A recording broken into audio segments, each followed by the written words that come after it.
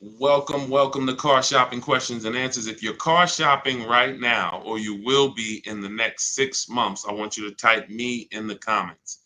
If you are car shopping right now, or you will be in the next 6 months, type me in the comments.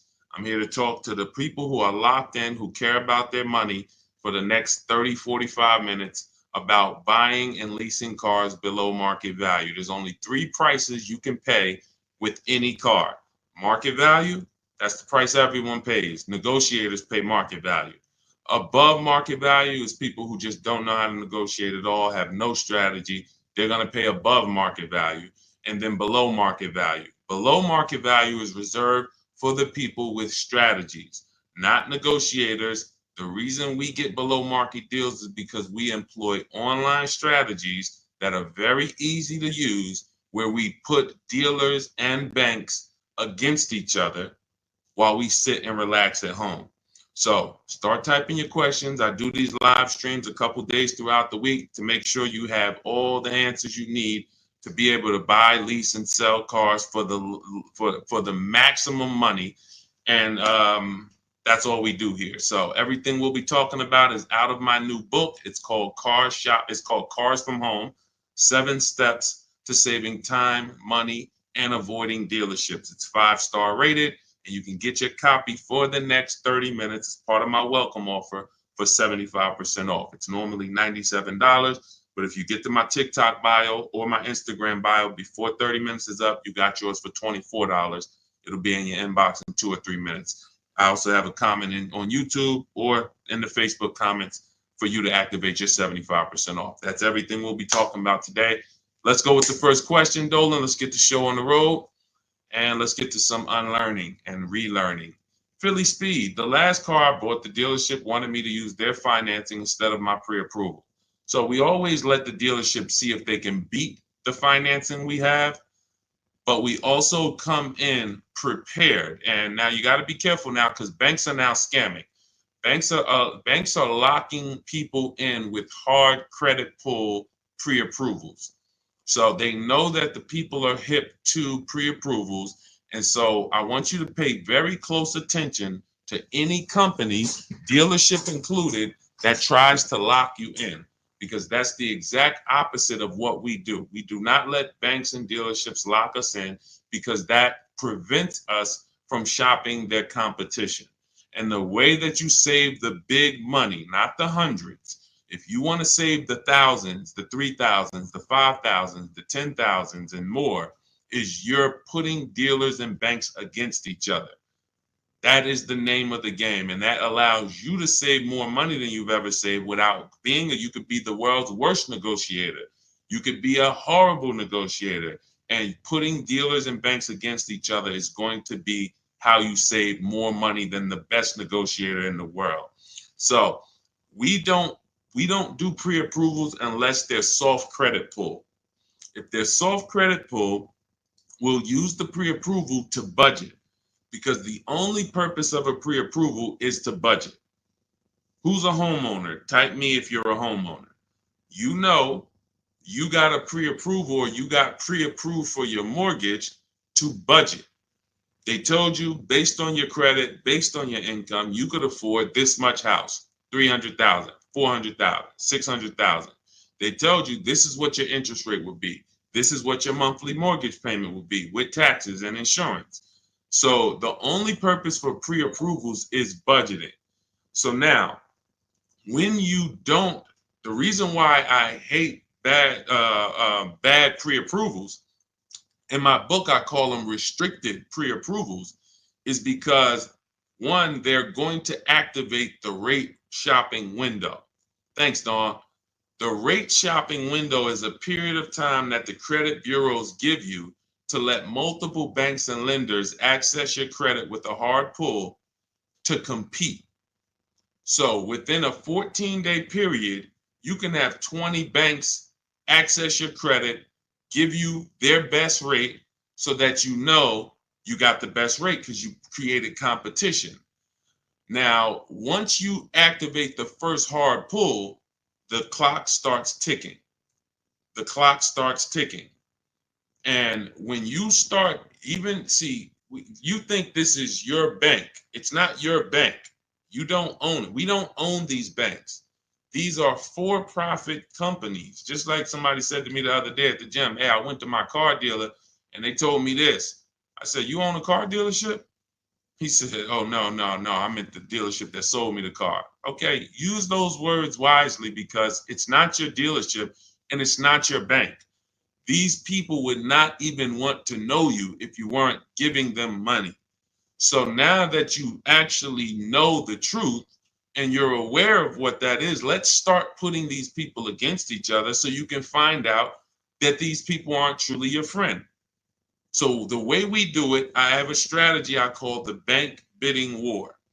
This is what the credit bureaus allow. Again, you can Google Experian rate shopping, and you'll see an entire blog post that Experian put together saying how they allow you to rate shop with the hard pull, and at the end of the window, as long as you have multiple lenders within that period of time, not multiple dealers, not dealers running your credit, lenders, independent lenders, banks, credit unions, you're fine. At the end of the window, it's going to weigh on your credit like one hard inquiry.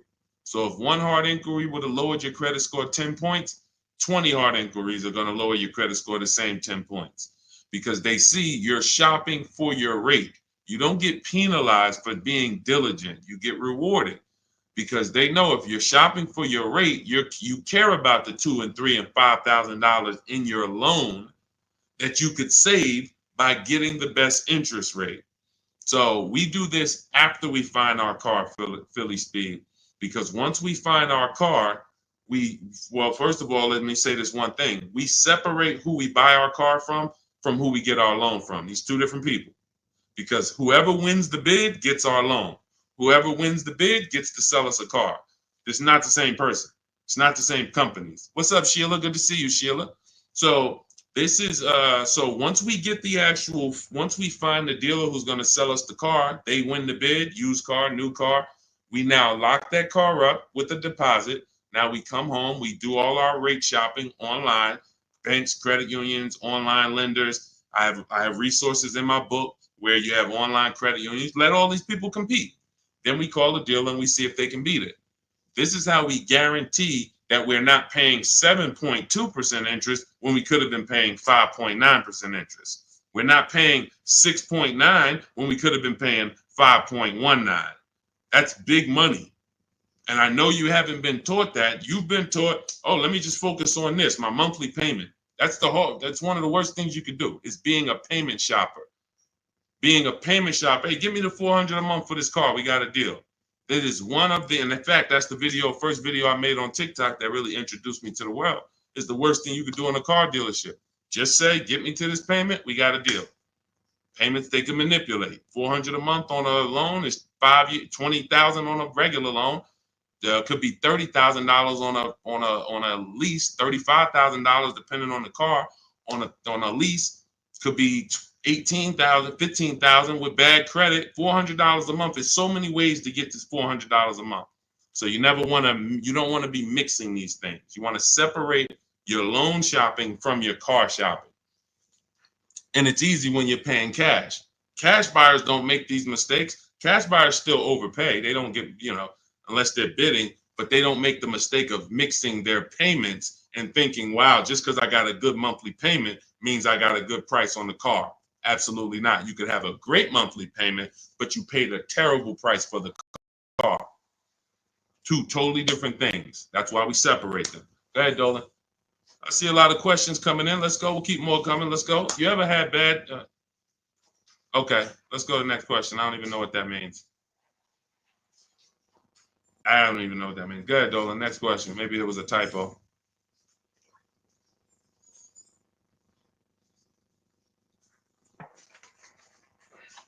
Can you please let us know if there's any limits for gap insurance if I'm upside down?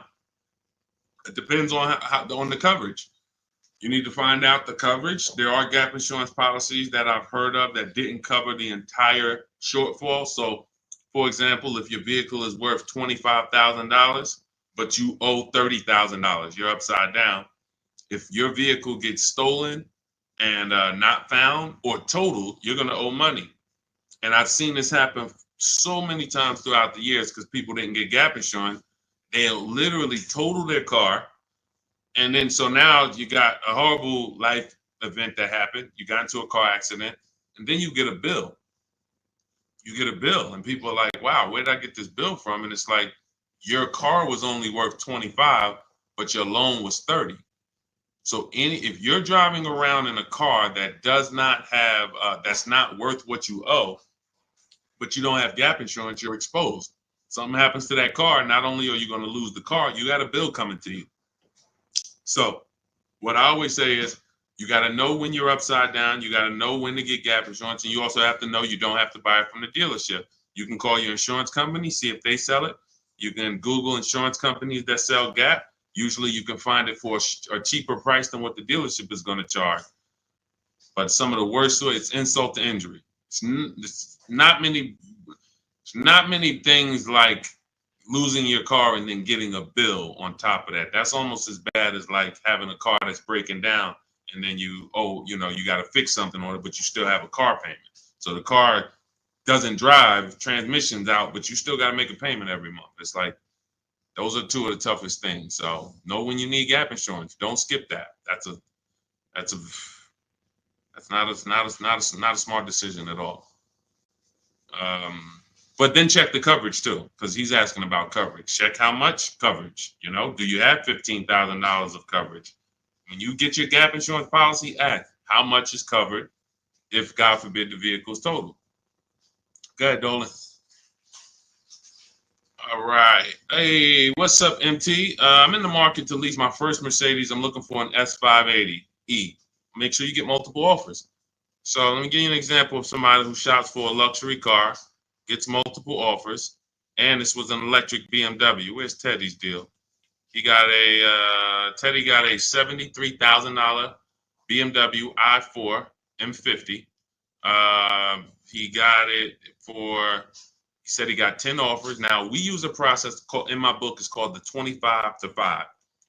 When you're getting a new car or a lease, you're reaching out to new car dealerships. And the reason why the strategy is called the 25 to 5, because we're going to connect with 25 dealers online. Takes us 20 minutes. Using my email scripts, we're going to get 5 offers. So it's 25 connections, 5 offers, 25 to 5. Now, some people you'll see they've gotten more offers using the strategy. In Teddy's case, he said, I received 10 offers. I only used the scripts provided. Closed on a 2024 BMW, $73,000 MSRP, $856 a month. Now, here's what I always say, and Teddy is going to confirm this. When you properly shop multiple offers, you are going to see a wide range. If you shop the right way, your best offer should be $150 to $200 apart, at least that different. So your highest offer should be at least close to $200 apart from your best offer. And sometimes it's even more than that. So in Teddy's case, you can see the dealer's initial offer came at $937 using the counter offer calculator, which I have in my book. You get access to this calculator where we put all our offers in, and then it spits out the counter offers based on the best offer we received. He said I counted at $829. He came back at $856. That's where he closed the deal at. So $856, $73,000 vehicle. That's a 1.1% lease. The way you judge your leases is you divide the monthly payment into the total MSRP, and that gives you what the percentage is. So he got a 1.16% lease. But here's what's very important. My highest offer during this process from a different dealer was $1,123. $1,123, even after his counters. So when I tell you that 80% of dealers are overpriced, had he been inside that dealership that was $1,123 trying to negotiate, it would not have mattered how great of a negotiator he was. The $1,123 dealer is not coming down to $856 because the $1,123 dealer is an 80% dealer.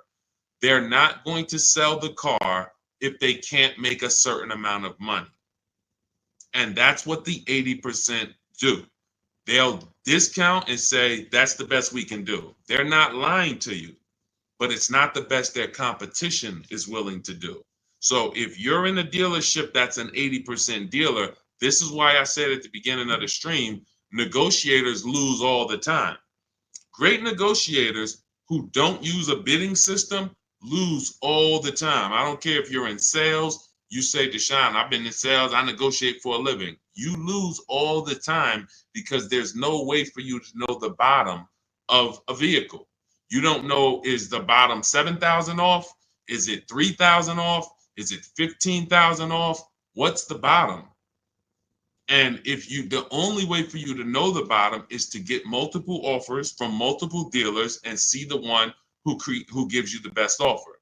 That's what confirms what the bottom is. So this is what you do. If you're talking about leasing an S580, this is what you do. You get multiple offers. On an S580 $100,000 car, you should see a $400 swing from your best offer to your worst offer. You might see $1,100 a month and you might see $1,500 a month from one dealer. That is from a different dealer. That's how different it is. Now, if you want to call around and try to get the quotes yourself by the phone, you can do that. We don't do that. We use email because I believe that most people don't like talking to car dealerships. Believe it or not, there are some people who do, and God bless them. Go ahead, do your thing if that's you. Start calling around. But if you're like, you just want to be able to copy and paste and use emails, that is all in my digital book, Cars from Home, 7 Steps to Saving Time, Money, and Avoiding Dealerships. It's already 5-star rated. Thank you to everybody who's taken the time to write a review about the book. This is one that we got the other day.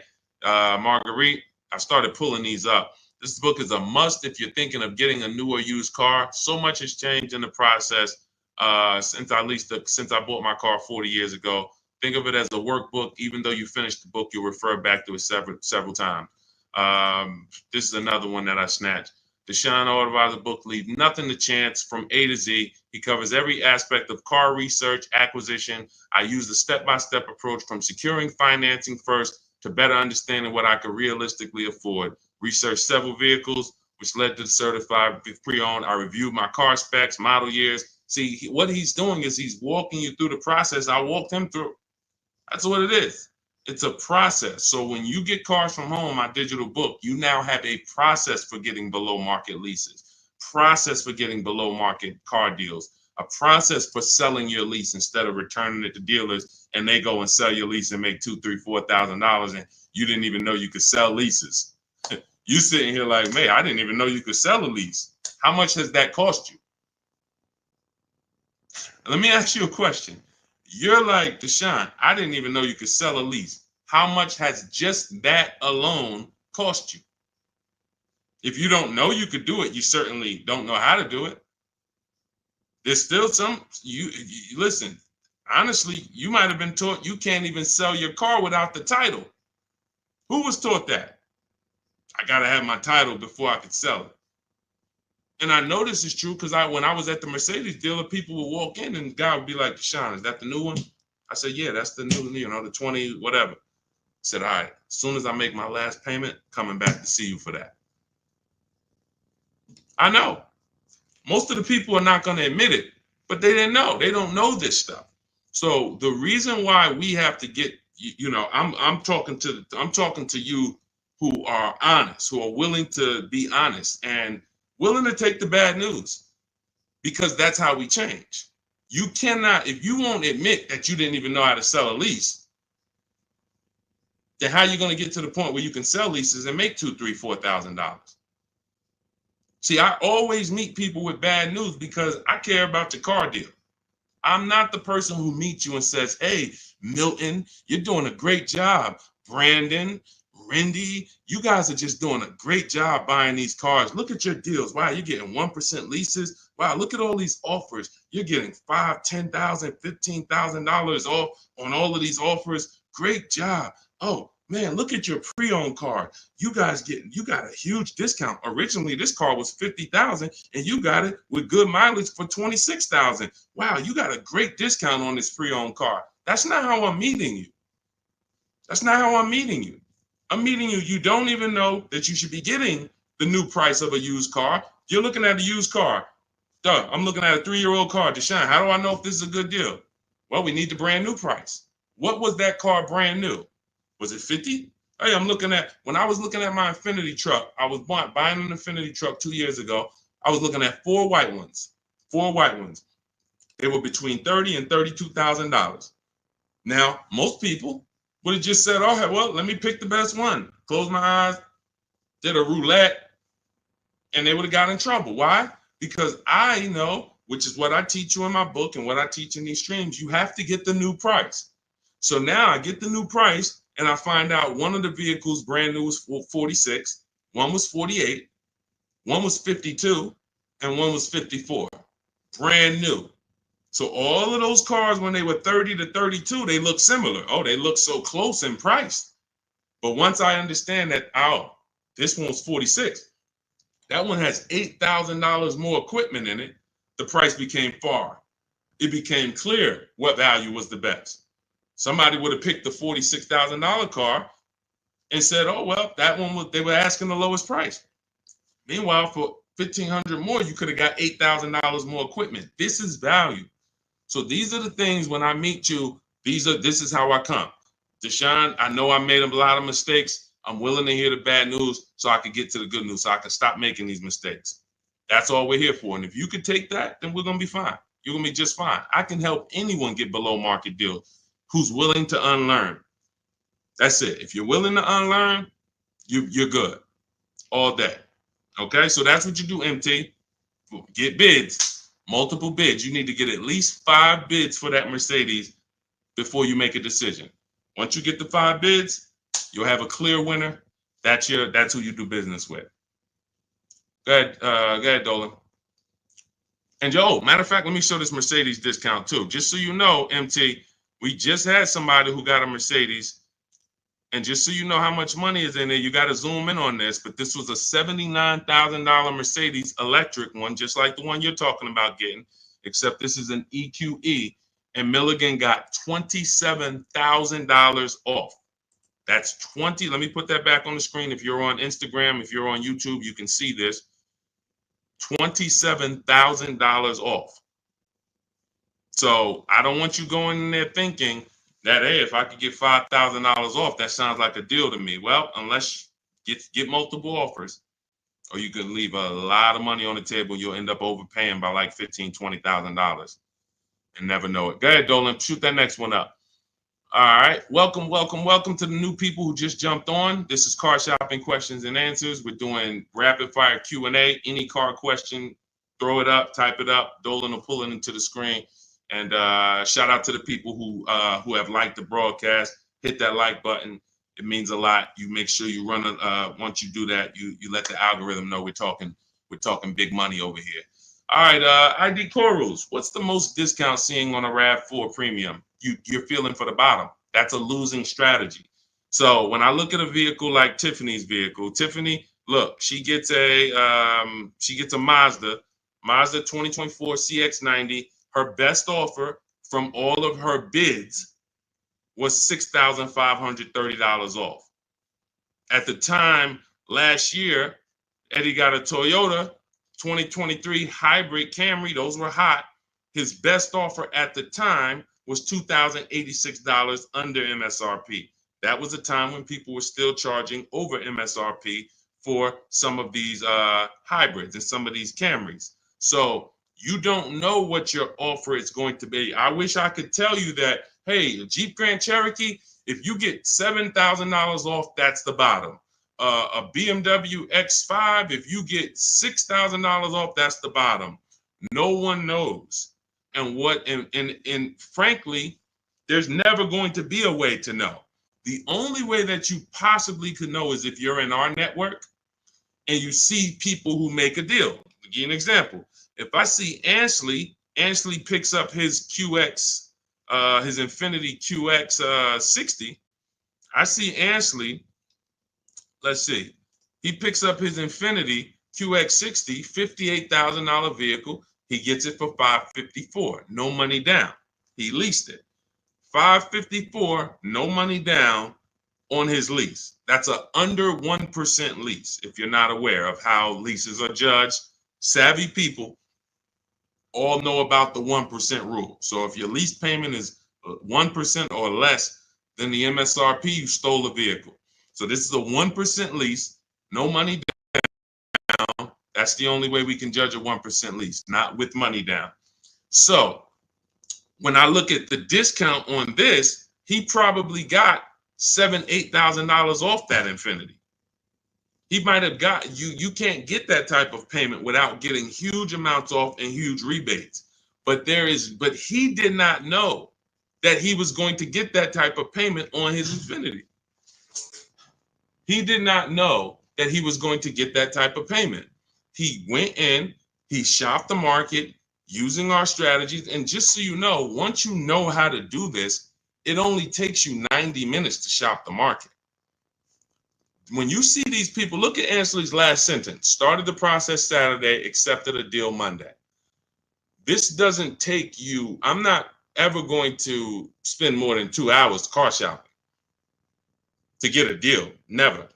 90 minutes tops, I'm going to get a below market deal on anything. So when you look at the process of using a computer, this is what they're made for. See, the problem is you're just not using computers. You're not using the internet. You use the internet for Amazon, don't you? Don't you use the internet to shop competitively from Amazon, to go on websites when you need to buy something big? You're going to the internet. But when you need to buy something like a car, you're going to the dealership, not the internet. When every dealership in America has a website that you could be reaching out to them and making them compete. But no one knows what the below market deal is going to be, Cora. It's just ID corals. There's no way to know. We have people who, you saw Milligan, her below market deal was $27,000. It depends on the vehicle. That was an electric Mercedes. Sean's below market deal on a F-150 Lightning that he got was $20,000 off. Where's his deal? Look, Kimberly, she got a Maserati. That particular Maserati, the below market deal was $20,000 off. But as I said, Sean, $20,000 off. But Tiffany was $6,500 off.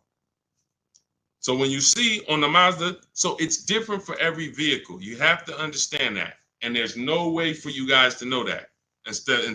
Unless you're in our group and then you see somebody get a car that you want and you're like, wow, if he just got 20 and he did that work, then I know the below market deal is 20. Let me go get it. But you still got to send your offers out. But there's no way to know. And when you try to guess, you get in trouble. That's what negotiators do. That's what negotiators do. They'd be like, all right, I feel like I got 7,000 off this. I think I did good. What if you could have got 12? What if you could have got 17? You're not doing good. All right, go ahead, Dolan. Absolutely applies to used cars. Our system in my book, somebody said, does this apply to used cars? Our system in my book is below market used cars, below market leases, and below market new car purchases. We also have the bank bidding war where we make banks and credit unions bid for our business instead of going and begging one bank to give us a loan. So we also sell leases and sell. So we run pretty much an organized bidding system for car buying and leasing. That's what we do. In a nutshell, what separates Cars from Home from any other channel? What separates my teachings from anyone else? We have an organized system for making people bid for our business. We send them through a round robin. That's how we have grandmothers who save more money than the best negotiator. It's just that simple. Rosalie. Rosalie's deal is insane. Look at Rosalie. And I wish some of you, I know some of you have these cars. That's the reason I show all of these different cars, because you might have these cars and you didn't get these prices. So that should be a wake-up call when I show all these cars, Jeep Grand Cherokees, QX50s, Mazda CX90s. Some of you have these vehicles. And you can look at your deal, look at your paperwork, look at your selling price. Look, do you see any rebates included? Look at your price and be like, you'll see, man, I didn't get these prices. She got a 2024 Infiniti QX60, $59,000 vehicle. Look, her payment is $592 a month. It's a $59,000 vehicle. Some of you lease this vehicle, you put down $5,000 and your payment's $500 a month. She put down nothing.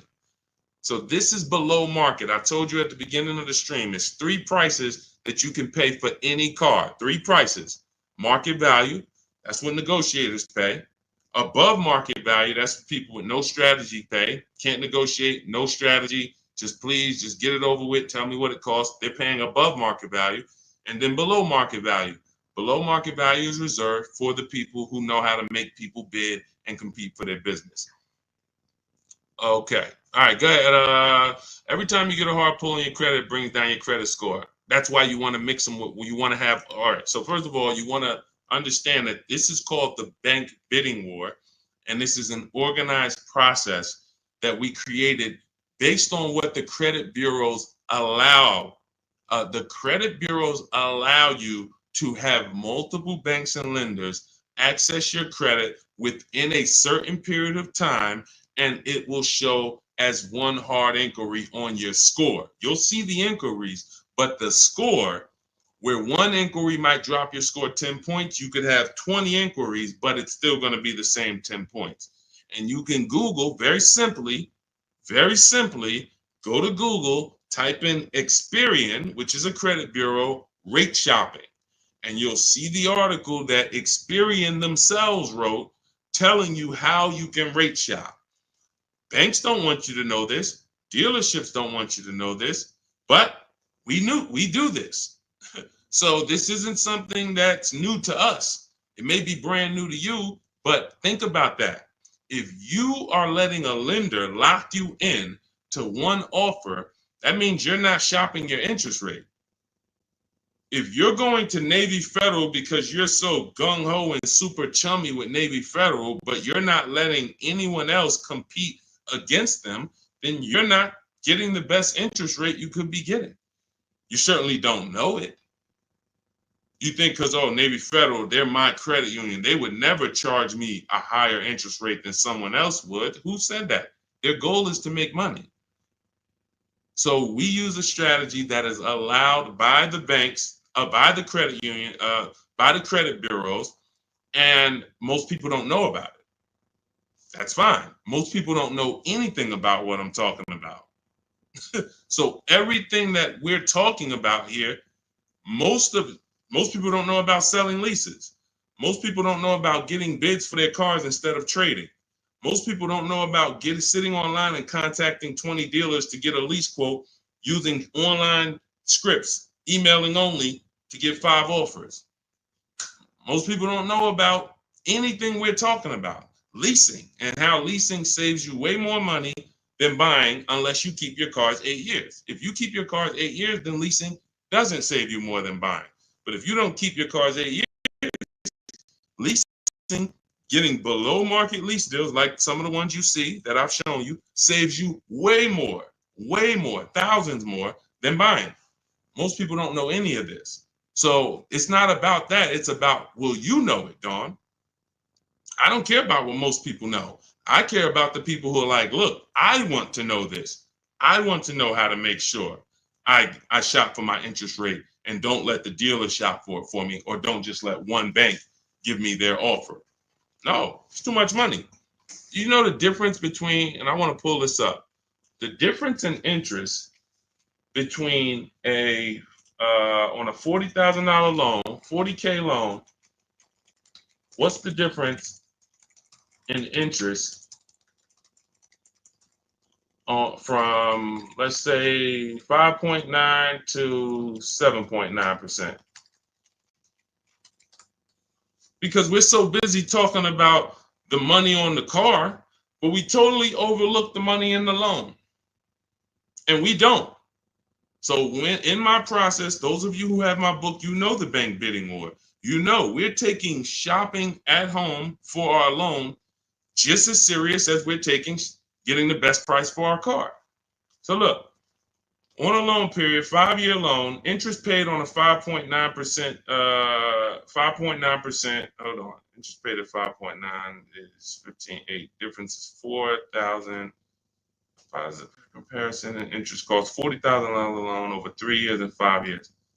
$11,000 in interest? That can't be right. Interest paid is that can't be right. Hold on.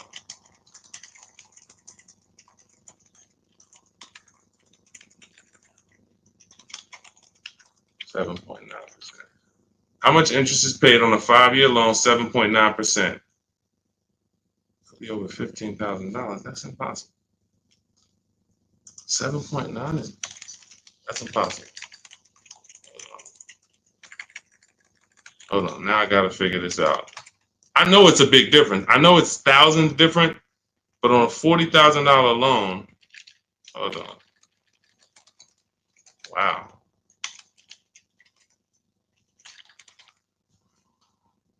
All right. So if I put in a $40,000 loan, 60 months, 7.9% interest, 0 down payment. Forget about sales tax. Let's see, calculate. All right. Principal, interest. Why is it not giving me? Here we go. Total loan interest is $8,500. Okay, that sounds more right. Okay, so on a $40,000 loan at 7.9, interest is $8,500. Now at 5.9, interest is $6,200. $6,200 versus $8,500. That is $2,300. $2,300 from 7.9 to 5.9. So when Navy Federal gives you a 7.9% rate and you're just like, oh, well, I guess I'll just take it. That's my credit union. And you're not shopping them. You're giving them money without even trying.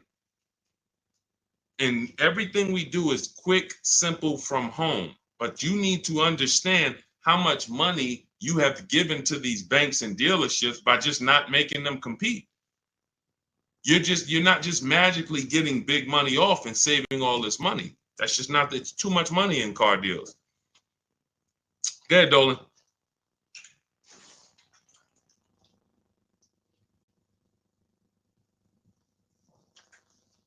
See, I see a lot in a lot of these questions. What I'm seeing is people trying to feel for the bottom.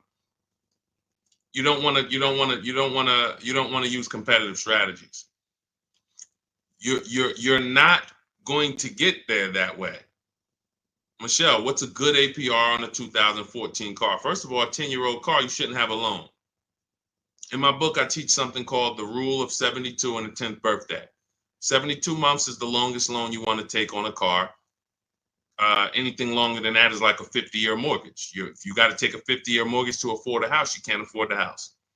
So why is the 10th birthday there? Well, that's because we should have the car paid off by the 10th birthday. In true affordability, you can do this. If you can truly afford a car, you can do this. You can get a car on a 6-year loan that has a payment that you can pay off by the time the car turns 10. You know who can do this? People who are buying cars they can't afford. People who want to get the Dodge Hellcat or the Dodge Demon and they can't afford the $70,000. So they're going to get one that's a 2017 with 90,000 miles on it, and they're going to pay 15 for it, 15,000. But the car is crap. Car's crap, 18,000, 20,000, but it's crap.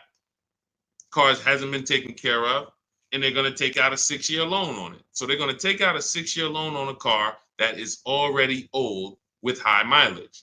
I've seen this. I call this the repo recipe. Some of you may have seen the video that I made on the repo recipe. The repo recipe created the rule of 72 and the 10th birthday, where I started looking and saying, by far, the amount of people I see losing cars to repossessions are people with loans on older cars.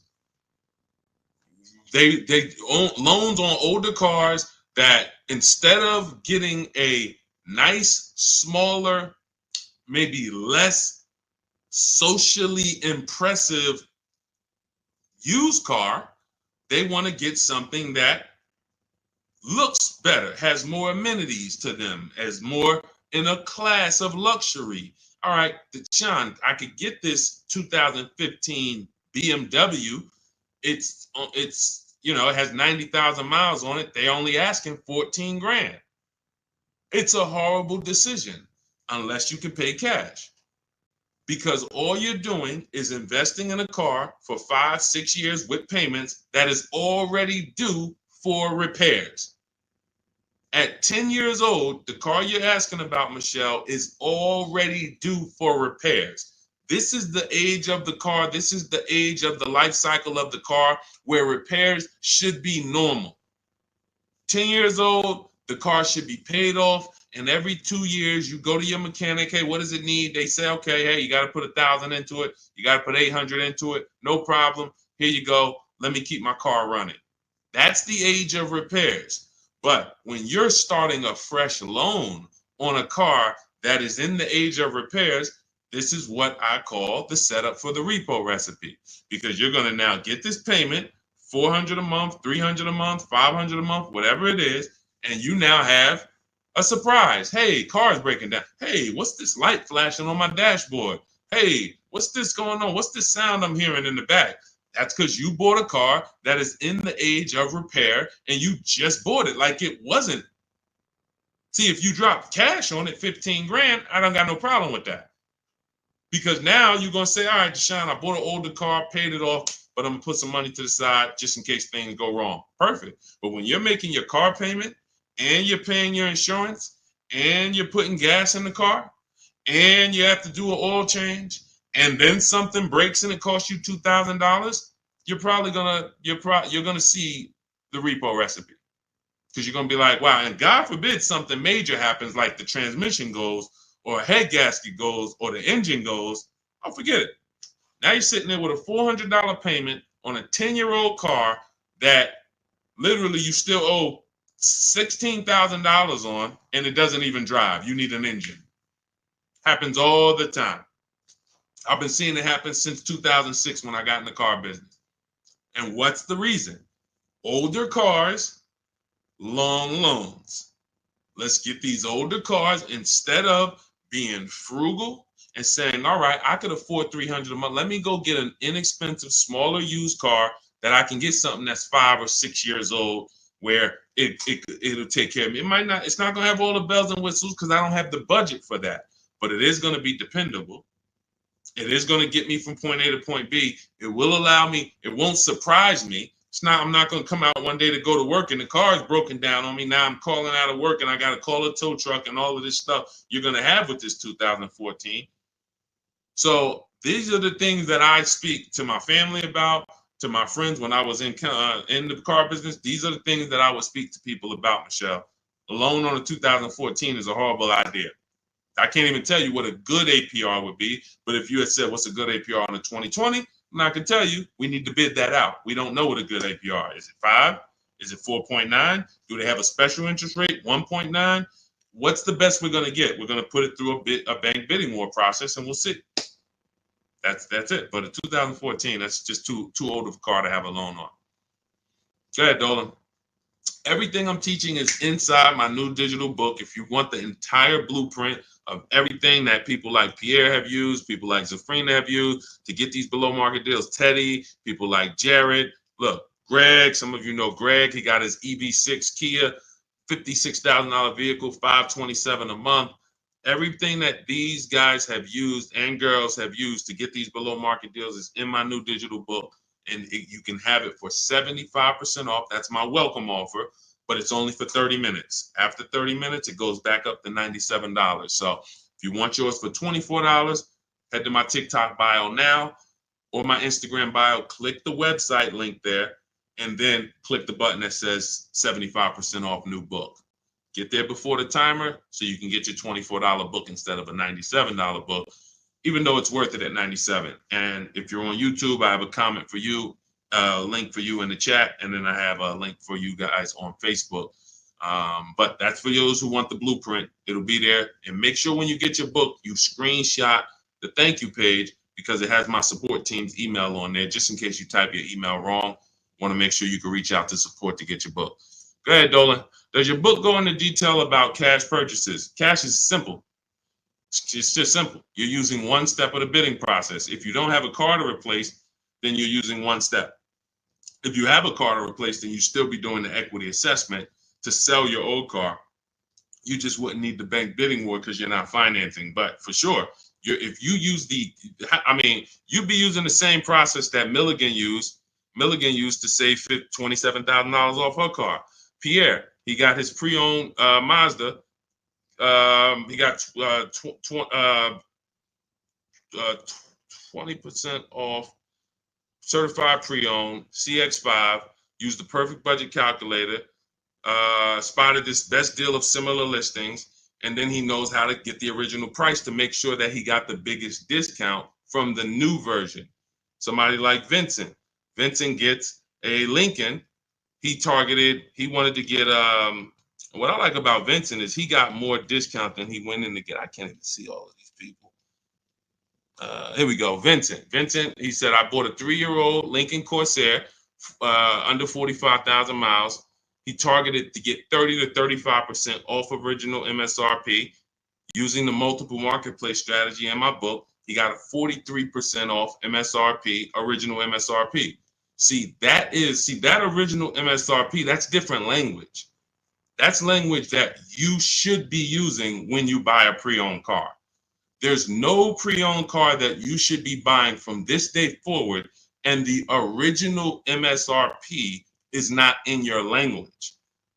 It just makes no sense. How do you know what the price is if the price you're paying is good or not? What are you basing it off of? Market value? What the other ones are listed at all? That doesn't matter. What matters is how much was that car originally? 60,000? Okay, now they're offering it for 30. It's 50% off. How much was this car originally? 52? Now they're offering it for 30. Okay, what's the better discount? That's what matters with a used car when it comes to getting the best price. Now, that has nothing to do with getting a quality car. We have different steps we take to get a quality car. You got to get it. You have to check the Carfax. You have to look at the title. We don't want salvage title. We don't want frame damage. We don't want rebuilt titles. We don't want rentals. So you're checking the title. We're looking at accident history. We're looking at service records. We're checking to make sure that there's no bad data on that vehicle. It doesn't have electric problems, doesn't have software problems. We do all of this in literally 15 minutes.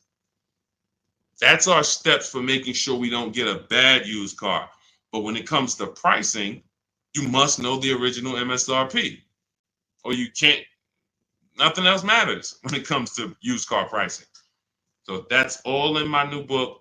Grab your copy. You'll have the entire blueprint for how we do this. Go ahead, Dolan.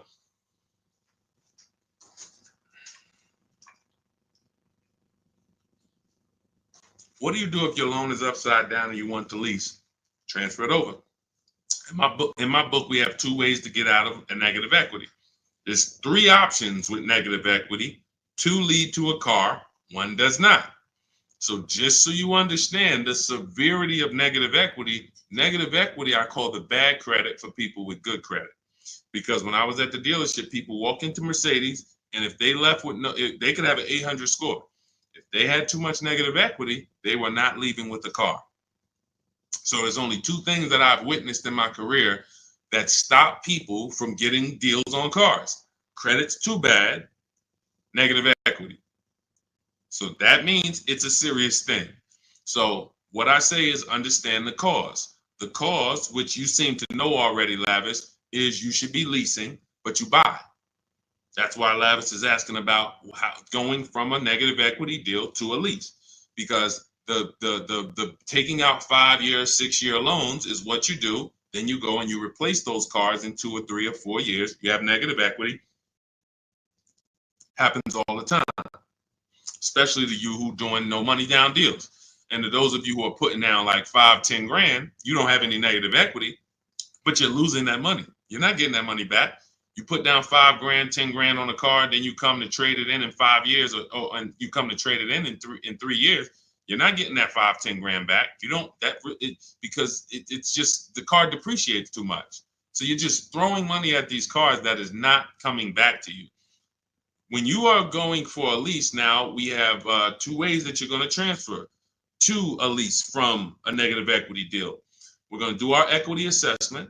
You're going to go to CarMax, go on these websites, CarMax, Driveway, Carvana, KBB, Instant Cash Offer, Car Gurus, and AutoNation. Sell my car. 6 offers. So they're going to give you 6 offers on your current car. Now, that is going to be the smallest amount of negative equity that you're going to have, because that's the best offers you're going to get. These are companies that fight every day to buy cars. That's what they do. So they're not lowballing. They're not saying, hey, we'll throw out one number here and then we'll negotiate. Hey, Charlene, good to see you. Good to see you, Michael Singleton. They're not doing that. They're coming in and saying, all right, we're going to put our best offer online. And then when we inspect the car, if there was something that you didn't tell us about the car, if there was something that you left out, we're going to need to deduct that when we inspect it. So they're putting their best offers online right there. And so that means that's going to be your lowest amount of negative equity, because you're getting the most for your car if you sell to one of them. So let's say your highest offer comes from a Car Guru's dealer who wants to buy your car for $19,000. Let's say you owe 21. You owe 21, they want to buy it for 19. Hey, Steve Long, what's going on? Good to see you. What should you do? You should pay the difference, because when you pay the difference, you're closing the deal with the least amount of negative equity. That's what you want. You're closing the deal with the least amount of negative equity. And so when you go buy your car, your next car, or lease your next car, rather, in your case, negative equity has nothing to do with the deal. So that's what you would prefer to do. Pay the difference and then go out and get bids for your lease and then do a clean deal. But now let's say, they offer you 19 and you owe 29. So you are now $10,000 upside down. You can't pay the difference. I don't have 10 grand to pay the difference. Okay. Now what you have to do is you have to transfer that negative equity to your next deal, which means you have to trade your car in. And we don't trade. We don't like trading because you can't get bids. What's up, Dion? Good to see you. You can't get bids. The reason why when y'all hear me say trading is a curse word is because you don't get the money your car is worth trading it. You don't get the money anything is worth trading it. So now you've bought this car, you found this deal, but now you have to go to the dealer and say, all right, I need you to take a look at my car. Now, what happens if Carvana offered you 19, but this dealer can only pay 17? It's just all they can pay. They can't match that offer. So you're going to have more negative equity in most cases when you have to do this. So, but that's okay. If you can't pay the difference, this is your only option. Now, it's very important for those of you who are trying to do negative equity trades and then go into a lease that you understand loan to value ratios, because that's what's stopping you from getting your deals. When you go to buy a car, the bank usually gives you 20% above the value of the car. That's the max the bank is going to really give a person with good credit. Sometimes a little more, but we'll use that it could go to 25%. Ridiculous banks will go to 30%, but 20% is really benchmark. So if the car you're buying is 40, the bank is going to lend you max 48,000. That's 20%. So no dealer, no bank. What's up, Benito? Nobody can get $50,000 approved on that $40,000 car. So when you buy your car, you're trying to buy the car, put the taxes in, put the fees in, and then throw the negative equity in. So the car was 40. Next thing you know, you're at 52, and you want to do a no money down deal. And you're wondering why you can't do a no money down deal, because the bank is saying we're not going to lend 52 on a $40,000 car. That's when they come to you and they'll say, hey, you got to put money down. Can you come up with $5 grand? Because we can't get the bank to approve it. It's loan to value. Now, also, what you need to keep in mind is when you can get big discounts off the vehicles, you can actually bring over more negative equity. When you look at Sean saved 20 grand off his vehicle. If he had to throw 7 grand negative equity on there, he could do it. If you had to throw it, honestly, he got a $20,000 discount. If he had to throw 20 grand of negative equity on here, he could do it. Payment's going to be high, but he could do it. It wouldn't affect the loan to value ratios because he got a huge discount off the vehicle. We talked about Tiffany. She got $6,500 off of her vehicle, her Mazda CX-90. If she wanted to slap $7,000 of negative equity on top of this deal, she could do it because she got a big discount. And the bank says, well, we're basing the loan off 44, not the fact you bought it for 36, 38. You got a big discount, but that we don't care about that. We're looking at 44 and we'll lend up to 51 or whatever. So if she gets $7,000 off and she wants to throw $7,000 negative equity, the bank's going to say that's fine, no problem. So it has a lot. It has a lot to do with how much negative equity you have, and also what is the vehicle you're getting and how much discount did you get off that vehicle. That's what matters.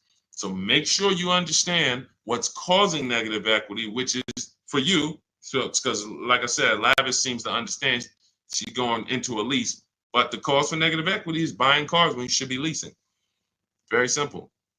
Yeah, Bella, that's a $7,500 rebate, and that's not the only thing you should be thinking about. Like you want to look at what discount can you get in addition to the $7,500 rebate. That's how we have people that are saving, $15,000, $10,000, $20,000. They're getting the rebates for the electric vehicles, but they're also getting huge discounts from the dealers that are winning the bid. Go ahead, Dolan, shoot the next one out. Okay, all of this is in my new digital book. It's called Cars from Home, 7 Steps to Saving Time, Money, and Avoiding Dealerships. This is the blueprint. This is 14 years of car business experience with Mercedes, with General Motors, and running my own brokerage and teaching thousands of people online how to get these below market deals and using a system.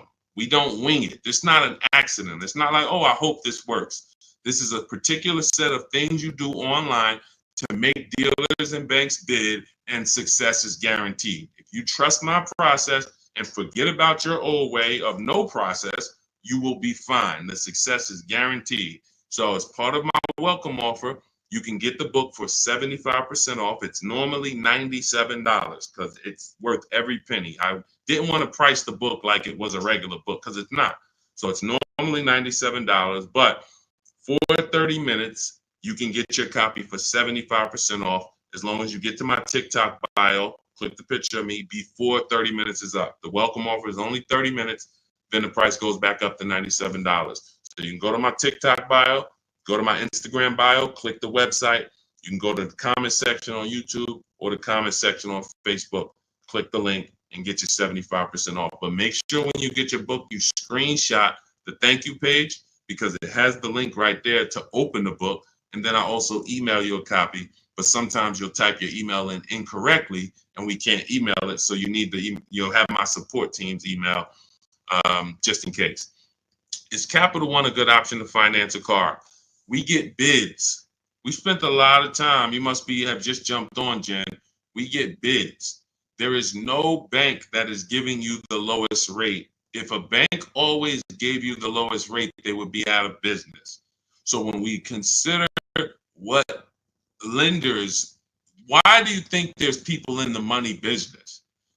There are people in the money business. They don't care if you buy a car. I see you, Genome Hamilton. We'll get to you. Get that question from Genome on Facebook, Dolan, next. So why do you think there's people who are in the loan business? They don't sell cars. Banks don't sell cars, they sell money. So when you just see the overpaying, I told you guys, it's 3 prices you can pay for anything you get: market value, above market value, below market value. That means you can get a market value loan. That's the average. You can get an above market value loan, which is above average, 2-3 points higher than what you could have got just because you were lazy. Now you're paying not 8.2%, but you should have been paying 5.7%. But you just didn't bother. You just said, okay, I guess this is it. But below market deals come from competitive offers called bids. So when you are when Capital One should be a bank that you get a bid from, Navy Federal, Bank of America, Community Credit Union, Lightstream, everyone and anyone should be in the bank bidding more, because the more the better. So when you get my book, you get the bank bidding war blueprint. For those, every time you're going to finance a car, you would use that process to make banks and credit unions bid for your business, so that you guarantee you got the lowest rate. You don't drive off hoping you got the lowest rate when you didn't even make anyone shop. How would you have the lowest rate? There was no competition. We cannot get money off when there's no competition. The big money, the thousands of dollars off that you're seeing, is reserved for competition. This is reserved for people who make people compete for their business. That's what the big money is reserved for. Look, 4 days of leasing like a boss. Started with a Kia Telluride EX. That was my first choice. 15,000 mile a year lease, range from 642 to 753. Moved to Honda Pilot EX. All-wheel drive is choice B. Got quotes between 616 and 719 after contacting every dealer in North Carolina. We do this totally online, so Melissa's talking about the entire online process. The dealer I ended up leasing from originally quoted me 719, came down to 616 in 3 days, 0 at signing, 0.13% lease. This is what it's about. Competition. She knows she got the best price. You can't go to her and be like, Melissa, you think you could have did a little better? She's going to be like, look at all the offers I got. Do you think I could have did better? You're going to look and say, no way. See, competition is what gives you the peace of mind. Every time you buy a car, why don't you have peace of mind? Why are you driving away hoping? Driving away, oh man, you think we did all right? Should we have gotten tried to get more for the trade in? Shoot, we ended up putting 3,000 down. We only wanted to put 1,500 down. This is how you're leaving the dealership. Why? Because you're not making people compete. So when you're not making people compete, you're begging for discounts.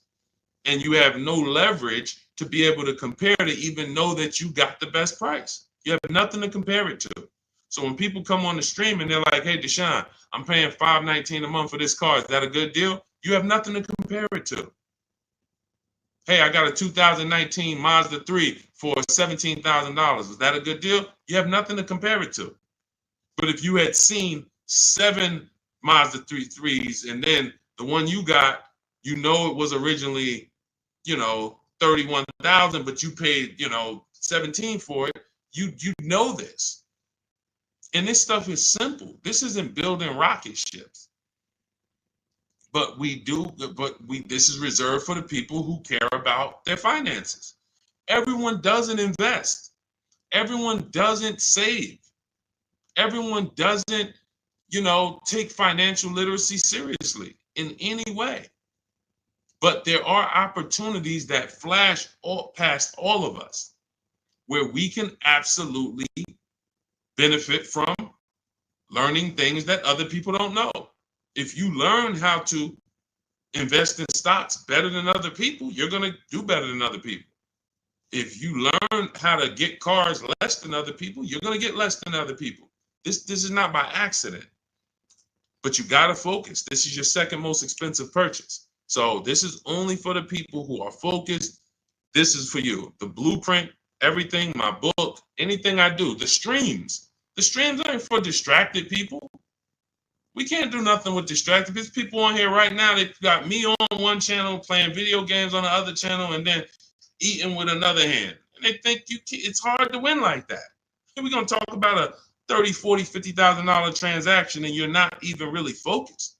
So I want the people who are focused to understand your success is guaranteed. Just by being locked in, your success is guaranteed. Because we have a process that you can trust that you no longer have to wing this car buying thing. I've been in this thing since 2006.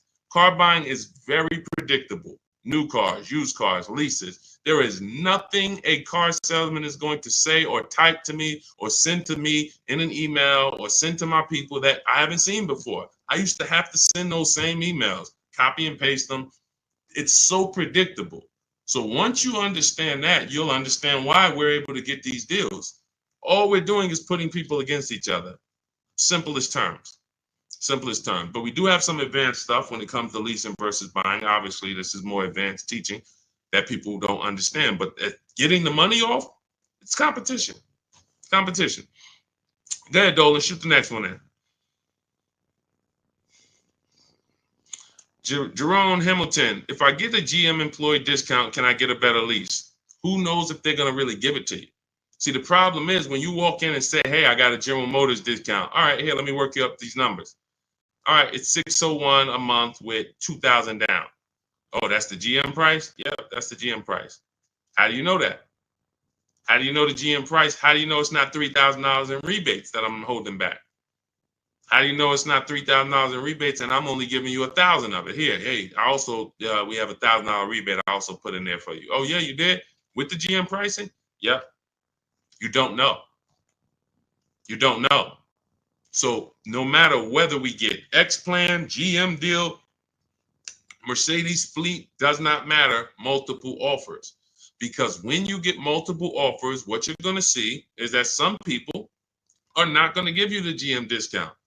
And some people are not going to give you the rebates.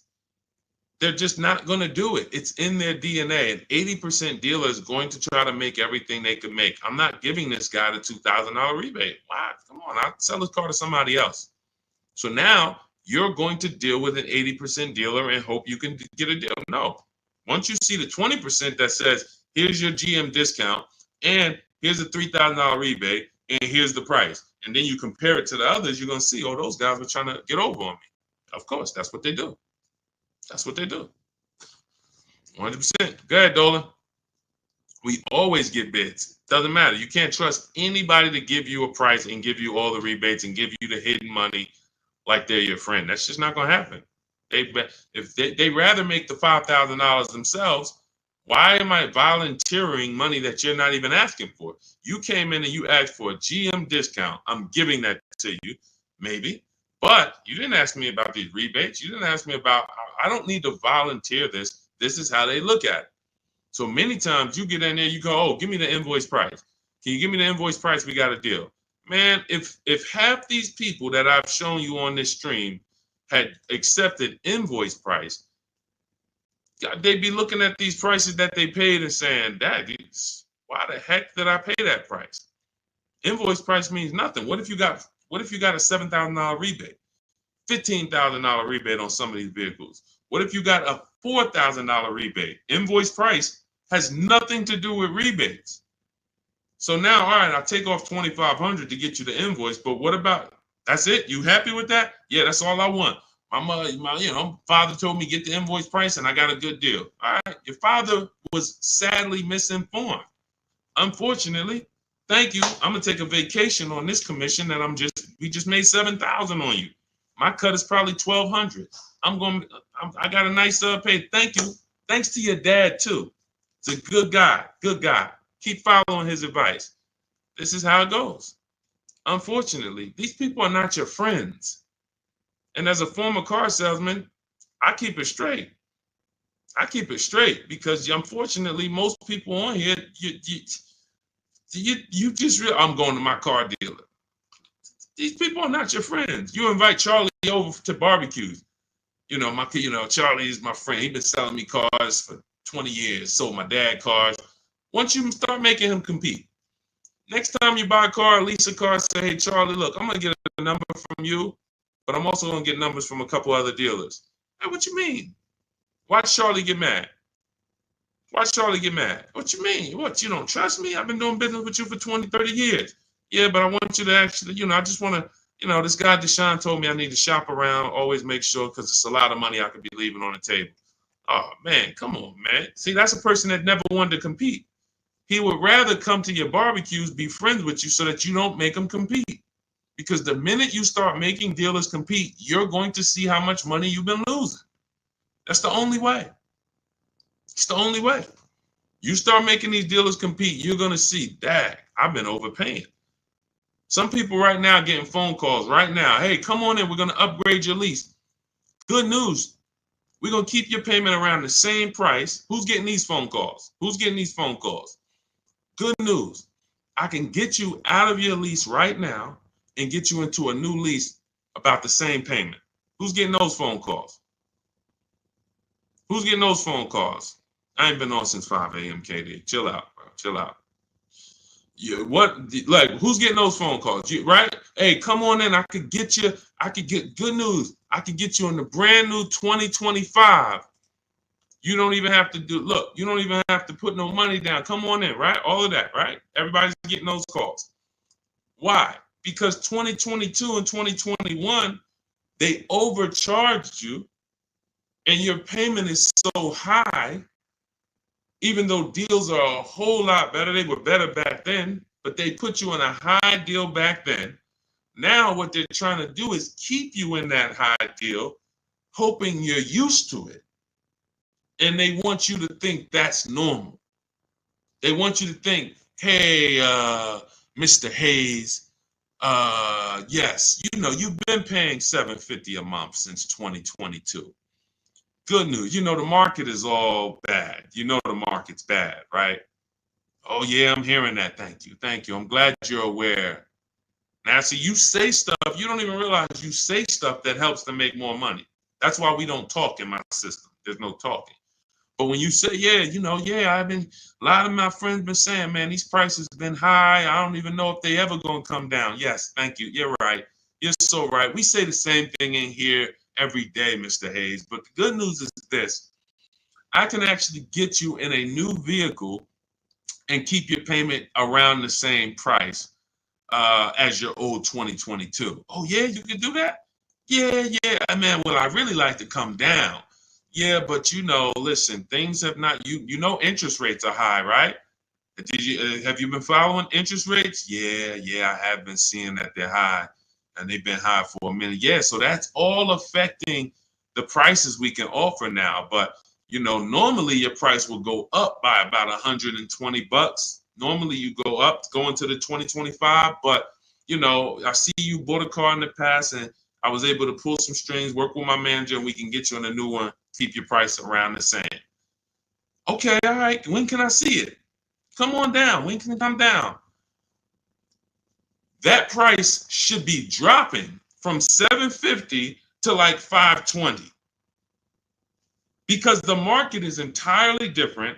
There's been great deals out here since the daggone pandemic. It's been great deals. During the pandemic, we helped Bonita. Bonita got her Telluride. She got it for $600 a month during the pandemic. That's why I always show her deals. $600 a month. People are leasing these for $800 a month, $900 a month during the pandemic. This was 2022 when people were leaving out of the dealerships with axes in their heads. Couldn't believe how high they were paying. She believed $600 a month, her dream vehicle. So these deals have been out here. Look, Greg made this deal. Look, we've been making deals, below market deals. Look at Danielle. $44,000 vehicle, $550 a month, no money down. Charles, Palisade, $48,000 vehicle, $597 a month. Hyundai Palisade, top 5 SUVs in the market the last 3 years. So the people who tell you there's no deals, they don't know how to get them. So yes, when you go into, when you don't have strategy, I told y'all, I've said it, I think 3 times, maybe 4 on this stream. There's only 3 prices you can pay. Market value, that's what all the negotiators are going to pay. They think they did well. All they did is pay the average price of a negotiator. Now you got above market value. That's for the people who can't negotiate. You don't like negotiating. You're not good at it. You just close your eyes and hope that it works out for you. You're paying above market value. And then below market value, which is what you see these people pay because they're not negotiators. They make people bid. And when you make people bid, You don't have to be a negotiator. If someone comes in to fix, you want to get your kitchen redone, and they tell you, okay, it's going to be $50,000. Yeah, hey, is that your best price? All right, yeah, all right, because I'm going to have 3 or 4 other people come in and get a number too. Okay, well, I might be able to get you from like 50 down to like 45. Okay, it's all right. I'm going to have another person come. Another person says, I could do it for 41. Another person says, I could do it for 60. Okay, another person, I could do it for 42. Now you're creating competition, and all of them you tell, hey, I'm getting multiple bids, and they're going to give you their best offer. Doesn't mean they're going to win, but when they know you are getting other prices, they're going to give you their best offer. And that's what I tell you. When people say that's our best offer, Mr. Nunn, that's my best offer, Mr. Henderson, they're not lying to you. That's their best offer. They're not going any lower because they want to make a lot of money. Look, man, I'm making $6,000 on this car. If I can't make it, I'll sell it to someone else. I'll sell it to someone else. I don't need to sell. That's how the 80% of dealers think. You expect the incentive to get a lot better the next few months, especially Ram. What are the incentives now? Unless you can tell me that you shop multiple dealers for Rams and you can show me 5 different offers you've gotten on a Ram, you don't know what the incentives are now. How can we wonder if stuff's going to be better? What are you comparing it to? You went into one dealer, Dodge dealer, hey, how much is this Ram? They told you and you're like, oh, well, that's expensive. 80% dealer. 80% dealer. And again, the only way for you to see how much you've been overpaying is to start using these strategies that we teach for multiple offers. And I know, sometimes it's hard to face that. Sometimes you would rather not see how much you've been losing. And that's understandable. It doesn't make financial sense, but it's an emotional decision that's understandable. I don't want to know, Deshone. I would rather keep shopping the way I've been shopping and save no money or the same money rather than shop the new way and then see that the old way was costing me tens of thousands of dollars. That doesn't make financial sense.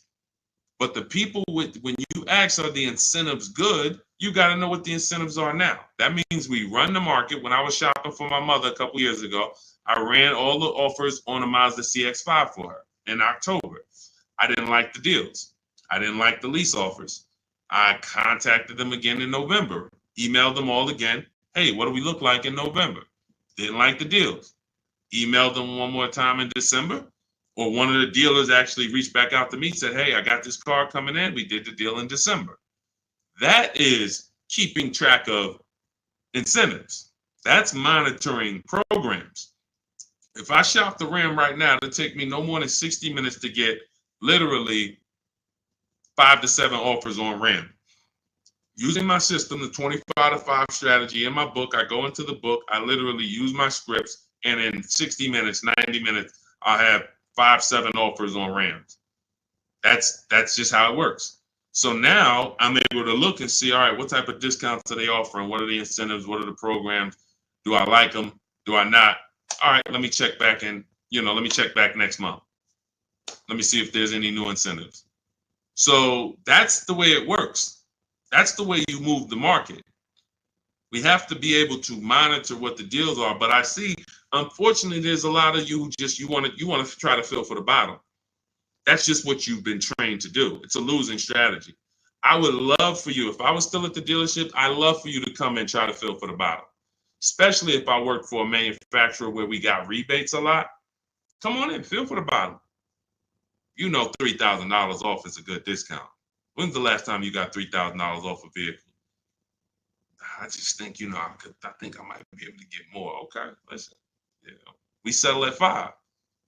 You don't know I had a $5,000 rebate, so you're just not going to know. So you can sit here and feel for the bottom all you want. It's not going to work. You're still going to leave wondering, hoping it's a losing battle. That's why I'm trying to tell you, stop doing it. Stop doing it. You're asking, okay, what's a good interest rate for this vehicle? You're trying to feel for the bottom instead of sitting at home the way my book teaches you and making people bid and come to you and have all of these people begging for you to do business with them. Oh, how much discount should I be getting off of a Toyota Camry? Feeling for the bottom. Instead of sitting at home, contacting 25 dealers online, using my strategies, using my scripts, and saying, okay, now I got 7 offers on a Toyota. Oh, I see the biggest one is giving me 5,000 off. Okay, that's the market. That's the below market. You cannot feel for the bottom. You can keep doing it. It's just a losing strategy.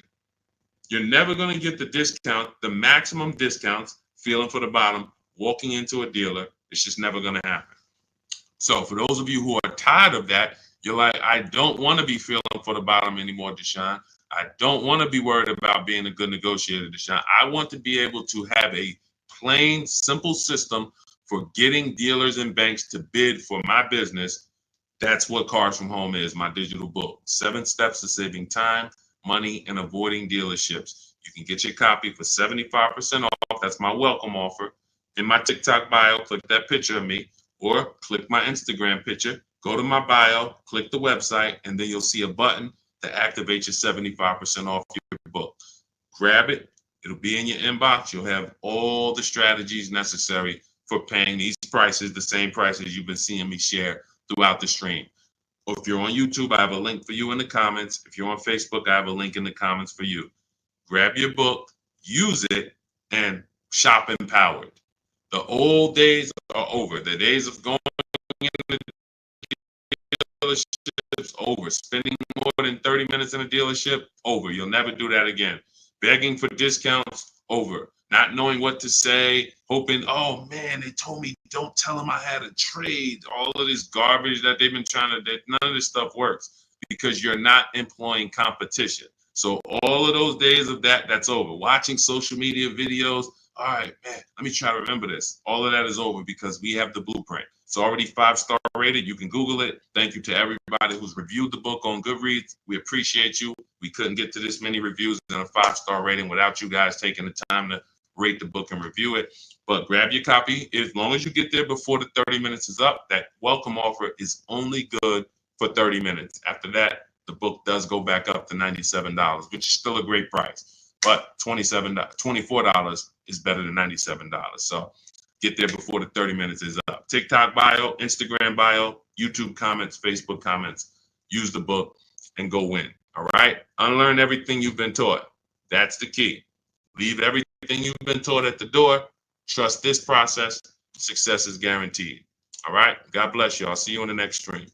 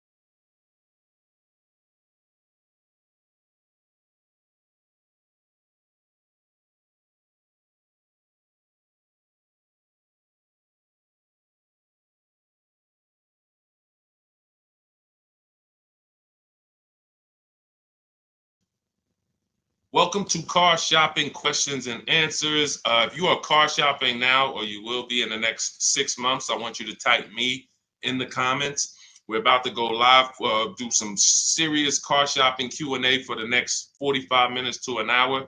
So you can start typing your questions, as many questions as I can get to in an hour. We'll get through them.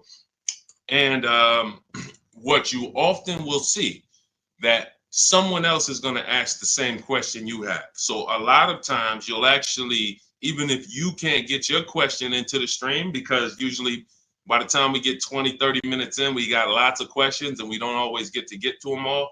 But usually someone else will literally ask the same question that you have. So,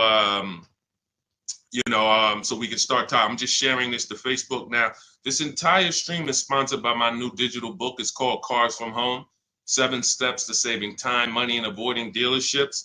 You can get a copy for 75% off for the next 30 minutes in my TikTok bio, my YouTube, in my TikTok bio, my Instagram bio, the YouTube comments, or the Facebook comments. And the book's normally $97. Everything we'll be going over today will be out of that book. Every answer that I give you is out of that book. So if you want the entire blueprint and you don't want to remember the things that we're about to go over, you grab the book, and obviously everything we're about to go over, we wouldn't be able to cover everything that's in the book. There's like 100 questions that'll be answered in that book. So let me just share this to Facebook, and we'll get started with the first question that we got from TikTok. So type your questions in as fast as possible, and type your questions in one shot. Don't do like a part one, part two, and because then Dolan can't bring them into the stream. Okay, Dolan, let's get going. Let's throw up the first question, please. Nora, I'm upside down on my vehicle. How do I get out or pay off early? There's two ways to deal with negative equity. One of them is easier. It depends on the resources you have.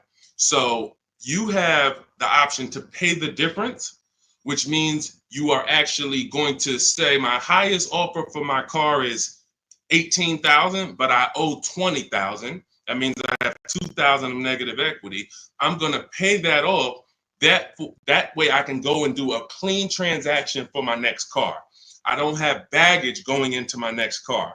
And I get to maximize the value of my current car through what we call a bidding process. So we don't trade our cars. We only get bids from cash buyers like Carvana, CarMax, Kelly's Blue Book Instant Cash Offer, AutoNation, Car Gurus, and Driveway. That's 6 cash offers we get. These are companies that fight feverishly to buy cars. They pay more than dealers, and they write checks on the spot. You literally go, have your inspection, they go into the accounting department, and they come back with a check for you. This is not like selling your car on Facebook Marketplace. So they're going to pay more than dealers. So you want to make sure, if you can, you sell to them, because that's going to be the highest offer you're going to get for your car. And that's going to be the least amount of negative equity you will have.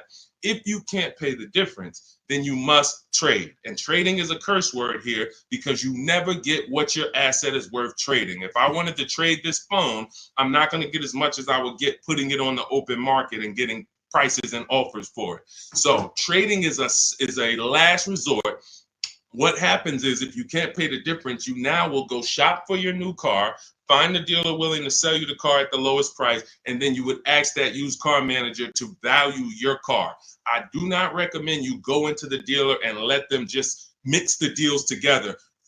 Write me a deal where you work in my trade-in with my negative equity. No, shop for your car, get your best offer from a dealer, new car, used car, or lease. And then once you identify the winning dealer, that's when you say, hey, can you take a look at my car? What's it worth to you? Now it's its own separate transaction. And if your payment was this $800 a month, you'll know, now what is my old car going to add to that? If my payment was $400 a month, now I know what is my old car going to add to that. And I can see what you're giving me for it, how much negative equity I'm going to bring into this transaction. And it's an easier way to understand the numbers. You don't want to be mixing transactions if you don't have to. And the key to understanding negative equity and the cause is you don't lease. That is the cause. The only way you're having negative equity is you continue to buy cars, but you're not a long-term person. You trade them in or replace them before the loan is paid off, and someone taught you not to lease. So you're going to continue to be in this repetitive cycle because you don't lease. There are emergency situations where you need to switch cars, but if you're not keeping your cars 8 years, this is rule number 1 in my book. You should be shopping for below market lease deals, not for purchases.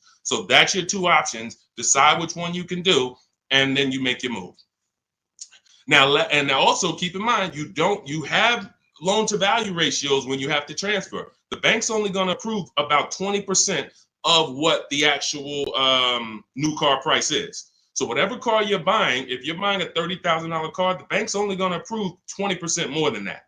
They're not going to allow you to slap $10,000 on a $15,000 car, because they're only, they have loan to value ratios. So what you want to do, if you have a large amount of negative equity, you want to shop for cars, and you want to shop for cars that you can get big discounts off of. There's certain cars that have rebates. They're not listed. But in my system, what I do is I teach you how to get bids on cars. You know, we have some people, I mean, I'll show you people who've gotten 15, 20, 30,000, $27,000 off. I'm not going to exaggerate. The biggest discount we've helped someone get using our strategies is Milligan on her Mercedes-Benz. She got $73,000 EQE, and she paid $51,000 for it, 54. It's $27,000 off. I got it up here. So if she had, let's just say she had 15,000 in negative equity, it's no problem. She's not going to blow out the loan to value ratios because she got a huge discount off the new price. So it's going to fall within the bank's parameters. But I hate negative equity. I call it the devil to your car deals. I call it the bad credit for people with good credit. So it's important that when you get out of it, you know what the cause is, because if you don't know the cause, you'll be in negative equity again in 3 years. Most of you who have negative equity, you should be moving from a purchase into a shopping for below market lease, and stop tying up your money in these cars, and you'll never have negative equity again. 8 long-term people who keep their cars 8+ years, you never have negative equity. See, that's, you know, there's a reason for that. I'm keeping my car, I'm paying it off, I'm beating depreciation, I'm getting all the money out of my car. Short-term people should not be buying their cars. Go ahead, Dolan.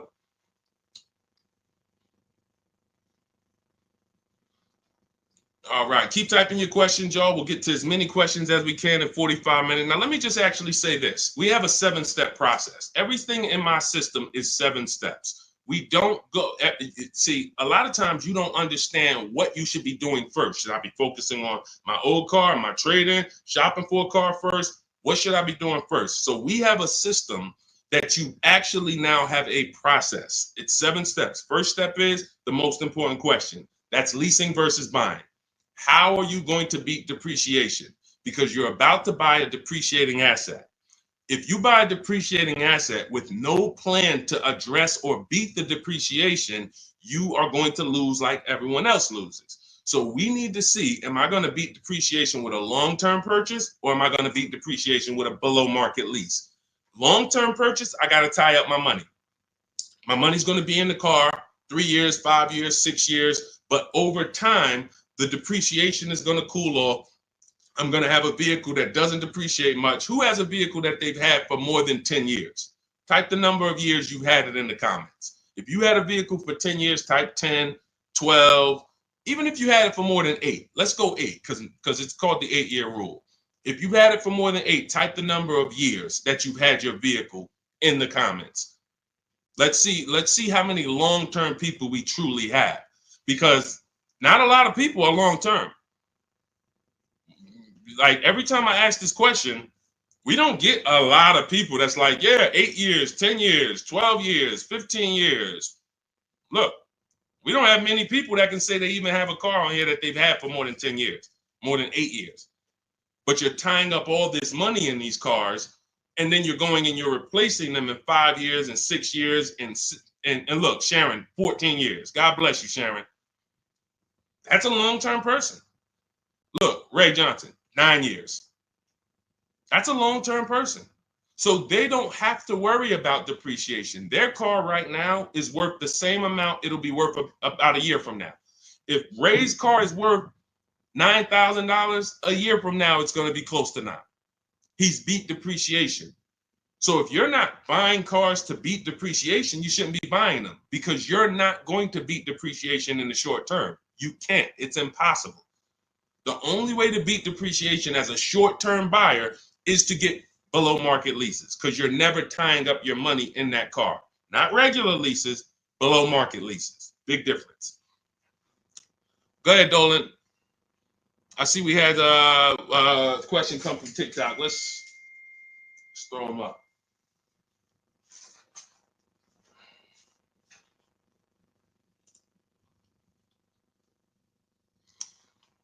Okay, what about a fun car? I'm planning to keep my brand new car for 5 years. My previous car was a lease and traded in since I had positive equity. That you're going to lose. Keeping a car for 5 years, a brand new car for 5 years, you're going to lose. And I'm going to show you how big you're going to lose by doing this. You can't keep a car for 5 years. If you're telling me you plan to keep a brand new car for 5 years and then replace it, this is the depreciation curve. This is the depreciation curve. You're going on a sliding board. Whatever you paid for this car, let's say you paid $35,000. In 5 years, that car is going to be worth $17,000, maybe $15,000, depending on how much you drive. You're literally going down a sliding board, and then you're going down another sliding board when you get your next car. You're wrapping up money in these cars. Now, when we look at somebody like Ray, who kept his car for 9 years, his depreciation curve doesn't look like yours. It looks like this. See, this is what it looks like when you first buy the car. You're losing value every single day. You're losing thousands of dollars in value on a yearly basis. So when you go and say, all right, I'm going to just go buy this car, tie this up. Let me show you why you can't do that compared to someone who's leasing. You're going to spend thousands of dollars more. So you take somebody who got a below market lease like Zafrina. No, that's too. Let's use Zafrina. She gets a $65,000 vehicle. She's paying $579 a month. $65,000 vehicle, $579 a month. That's what we call a 1% lease or below. When you have your lease payment is 1% of the MSRP or less, that means that's a 1% lease or lower. She has a 0.88% lease. Now, she's not, over the next 3 years, she's going to invest in this car, $579 times 36. She's going to invest $20,000 to drive a $65,000 car. Now, if somebody bought this $65,000 car, what's their payment? Every $5,000, remember this rule, is about $100 a month on a 5-year loan. Remember that rule. Every $5,000, when you look at a car, is about $100 per month on a 5-year loan. So when you look at a $20,000 car, you should automatically say to yourself, that's going to cost me about $400 a month. You look at a $50,000 car, that's going to cost me about $1,000 a month on a 5-year loan. When you don't do that, now you let them put you in 6- and 7-year loans because you're not focused on what the real cost is. You're just like, get me to a low payment. I'll get you to a low payment. I'm going to put you in an 8-year loan. So we know this. Looking at her car, she would be spending roughly $1,300 a month if she bought that car. Even if she got an incredible deal, saved 10 grand off of the car, she's still going to be spending about $1,100 a month. She's putting $579 a month into this car. How do you compare $579 to $1,100? How do you compare $579 to $1,300? Let's say she bought a used version of this car. So instead of $65, she found a used one for $40. Every $5,000, $100, that's an $800 a month payment. How do you compare $579 to $800 for a used version? You can't. So when you're out here listening to people who've told you don't lease, they don't understand depreciation and they don't understand how to get below market leases. These are not regular leases. In order to get below market leases, you must employ competition. You must get at least 5 offers because every dealer's price is different. So when you walk into one Nissan dealer and they tell you it's $600 a month, you don't walk out and say, hey, Nissan's charging $600 a month. No, Nissan of Bay Ridge is charging $600 a month. But this Nissan deal over here might be at $500. This Nissan deal over here might be at $420. You need to stay at home, get multiple offers. You can do this my way through email using the systems in my book, or you can do it your way, calling around and get multiple offers.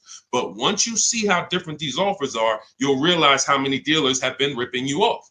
And 80% of them do this. 80% of them, their best offer is not going to be below market. They're going to make a certain amount of money or they won't sell the car to you. But we find the ones who will. All of this is in my new digital book, Cars from Home. It's called Cars from Home, 7 Steps to Saving Time, Money, and Avoiding Dealerships. You can get a copy for 75% off for the next 30 minutes in my TikTok bio, my Instagram bio, the YouTube comments, or the Facebook comments. You'll have everything we teach step by step.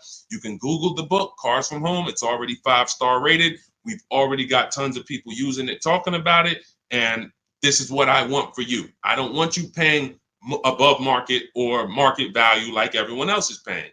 You need to be paying below market value. And the only people that pay below market value are people with strategy.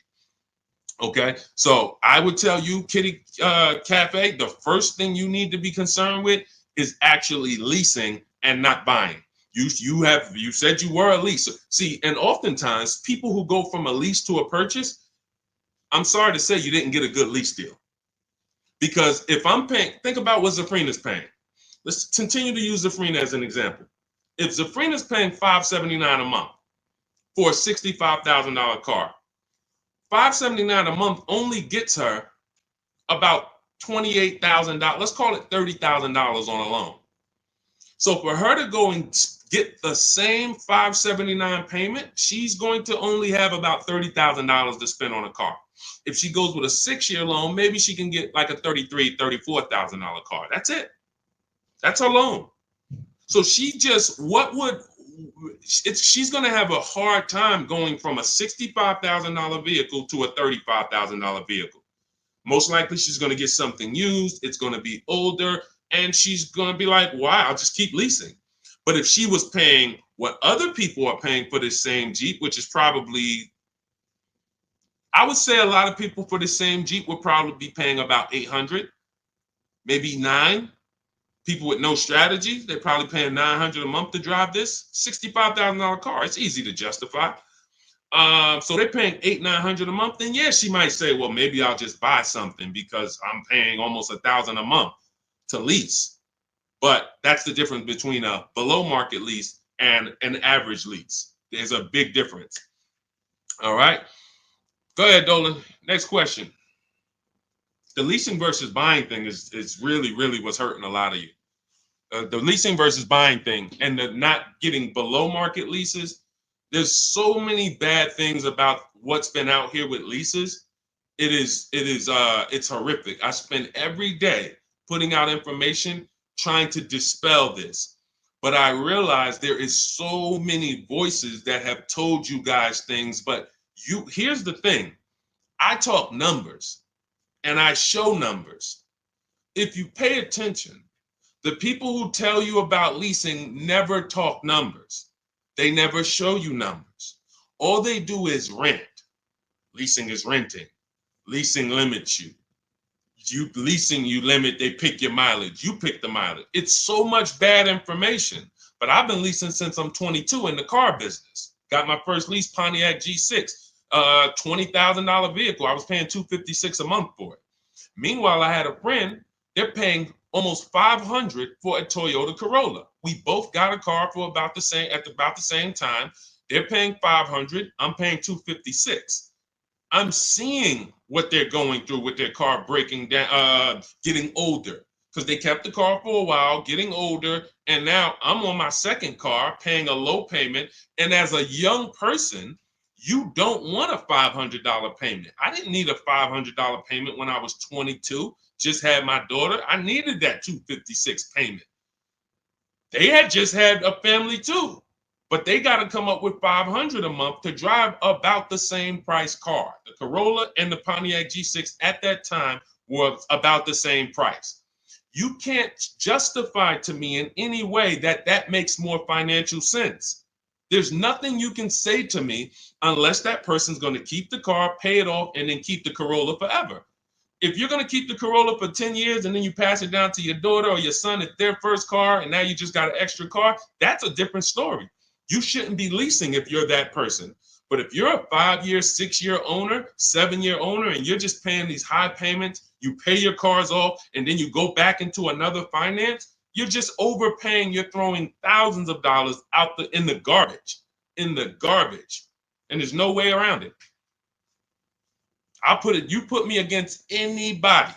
You put me on the stage with Dave Ramsey himself, the guy who has programmed thousands of people never to lease cars, and you give me 15 minutes. I don't need 2 hours with Dave. I don't need to debate you for 2 hours, Dave. If we're not talking about investing in mutual funds, you do a great job there. We're talking about the financial aspects of below market leases. Let me show you what a below market lease looks like. Let's consider what a person who buys their car is going to pay versus a person who gets a below market lease. Let's look at the resale values of this person who buys their car. When they go to trade that car in, what they're going to get back. And let's look at the net money they have lost compared to the person who got the below market leases. I will prove it to you in 10 to 15 minutes. And are you willing to tell your millions of people that you have programmed incorrectly because you know nothing about buying cars? You have programmed people based on you being a financial advisor, not a car person. You haven't seen thousands of car transactions to be able to say what you're saying. I've been involved with credit. Credit's a big part of what I do over the last 15 years. I don't teach it. Why? It's not my expertise. It's not my lane. It's easy for me to say, hey, I got a lot of people need to know about credit. Let me just start giving y'all some credit advice. No, because I respect the people who have learned credit to the T. Dave Ramsey decides I want to teach about cars. That's where he has led millions of people astray. And he has thousands of people investing in cars, short term, losing on resale, getting killed by depreciation. And they're like, well, Dave told me to do this.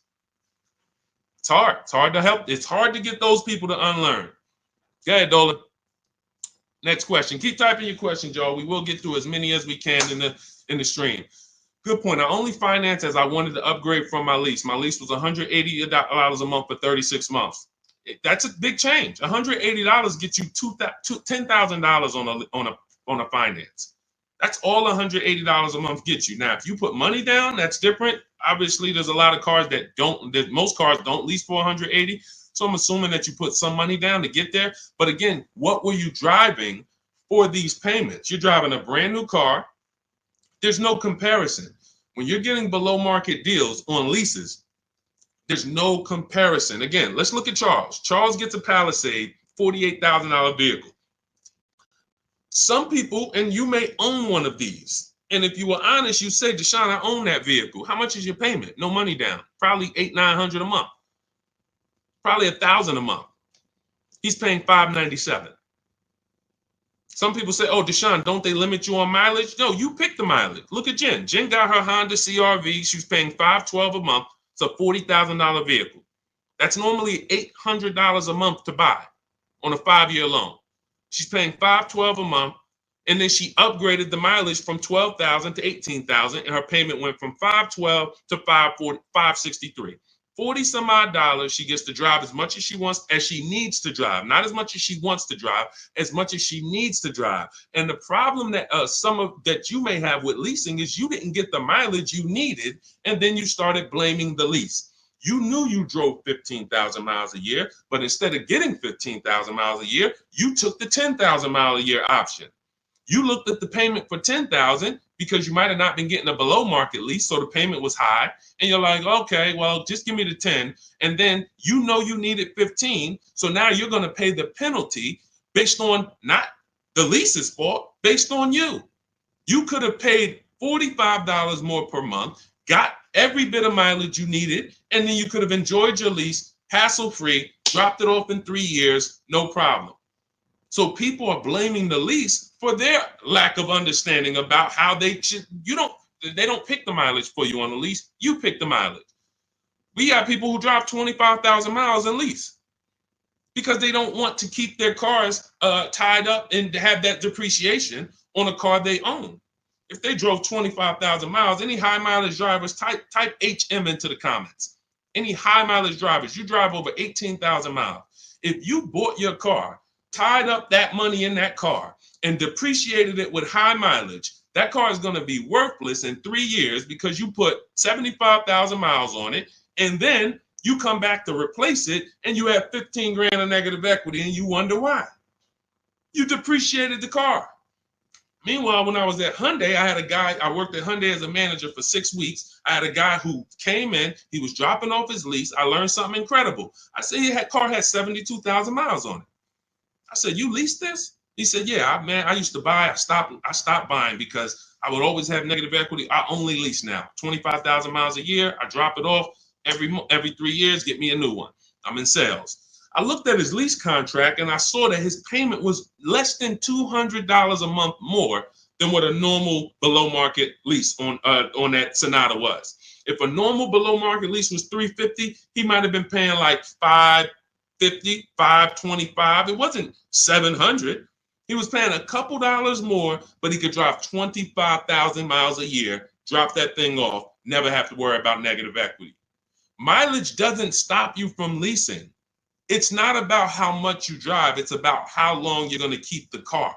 because a below market lease is how we beat depreciation or long-term ownership. Nothing to do with how much you drive. You pay for the mileage whether you buy or lease. Doesn't matter. Go ahead, Dolan. Keep typing your questions, y'all. We'll get through as many as possible. What's up, Ashley? What's up, Kenyari? What's up, boss babe? Ashley, good to see you. But I made my wife lease a brand new electric Equinox, $350 per month, and no sales tax. The $180 was a 2021 Corolla lease before the chip shortage for $3,000 down. Solid, solid. These are the things that you don't want to get away from until you're ready to keep a car long term. If you are leasing and not keeping cars 8 years, keep leasing. Make sure you're getting multiple offers so that you can get these below market leases, so that you're not paying these prices on the commercials that you see with $5,000 down and all of this tax that's not included. We are getting below market leases, and in order to do that, you must get 5 offers, at least 5 offers. Now you get these below market leases, and you keep doing that until you are ready to buy something. Because as Cafe just said, if he's paying $3,000 down, $180 a month, somebody who bought that Corolla is paying $3,000 down, $500 a month, because a Corolla is probably about 25 grand now. So that's a $500 a month payment with their taxes that they're paying when he's paying $180. This is not, look, for a brand new electric Equinox, he's paying $350 a month. This is someone else who knows how to get great lease deals, whether he's negotiating for them or whether he's calling around getting multiple offers. It doesn't matter. He's getting prices that you are not getting. And that's the prices we get. You want to understand that all prices aren't the same. There's below market price, there's market price, there's above market price. Above market is for the people with no strategy. You just walk in and you sign the deal. You might say no one time, and then the next offer you sign it. Market value is for the negotiators who are trying to feel for the bottom. You don't know where the bottom is, but you say, hey, take $2,000 off, we got a deal. Give me invoice price, we got a deal. You're paying market value. You're not getting anything special because there's hidden money, rebates, incentives that you don't know about. There's markups in the lease contracts, in the money factor, money hidden, you don't know about. And you'll never know about it until you get multiple bids. But below market price is reserved for the people who are shopping multiple dealers. We do it from home, getting multiple offers, and now you're paying $350 a month for a car that other people are paying $600 a month to own. You cannot justify pulling up in the same car and one of you is paying $350, one of you is paying $600. But the one who's paying $600 says, well, I'm going to own this. But by the time you pay it off, you're just going to turn around and get another car and do it all over again. So you never win, ever. It's a bad way to move. Go ahead, Dolan.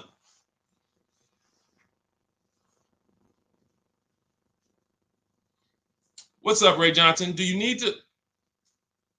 Hold on. Do you need to know all the bells and whistles? I don't know what that means. Can you rephrase that question? Let's type it in another way because I don't know what you mean by that. Can you elaborate? What about the people that drive high miles? You should still be asking yourself, how am I going to beat depreciation? The first step in my process is to determine what I'm going to do to beat depreciation on this depreciating asset I'm buying. So if you're a high mileage driver, you drive more than 18,000 miles per year, you're depreciating your car so rapidly that in 5 years, you're going to have, call it 100,000 miles plus on the vehicle, but your loan does not move that fast. Most of your loans are going to move this way, but your depreciation is moving like this because you are just using the heck out of the car. This is point and proof that you pay for usage, whether you buy or lease. If you bought a car and put 100,000 miles on it, you do pay for that. If the same person bought the same car, but they only put 50,000 miles on it, their car's worth more than yours. They can sell it for more. So you lose based on your usage. So in the short term, you can't win driving high miles because you are literally destroying the value of your car. Then you flip to another car. That'd be like you doing this. Hey, do me a favor. Give me this car, let me depreciate it like crazy, then let me swap it out and let me get this car depreciated like crazy, and you just keep doing it. Depreciate it like crazy, but you're never getting to the point where the car is paid off and now the car starts to depreciate like this. That's for the people. If you have a car that you've had for 10 years, 12 years, 9 years, 14 years, this is what the car is depreciating like. You're losing a little bit every year. If it was worth 9,000 this year, it's probably worth 8,200 next year. You beat depreciation. And that's when you enjoy, this is the benefits of ownership. This is what I call in my book, the reward stage. You don't get here without long-term ownership. And if you're not built for long-term ownership, that is okay. But what you should be doing is doing what my client who was in Hyundai did, doing your high mileage lease, shopping for a below market lease, and then driving the mileage you need and dropping off your car in 3 years and going and getting a new one over and over again. You're never tying up your money in these cars. If you're going to tie up your money in these cars, you better have it in there for the long run. If you're going to tie up your money for 5 years in a depreciating asset, you are losing money in depreciation. Like you can't get it back. That's why you're never happy with what the car is worth. When you come and find out what your car is worth, you're like, I can't believe that's all you're giving me for my old car, because you're thinking about how much you put into it.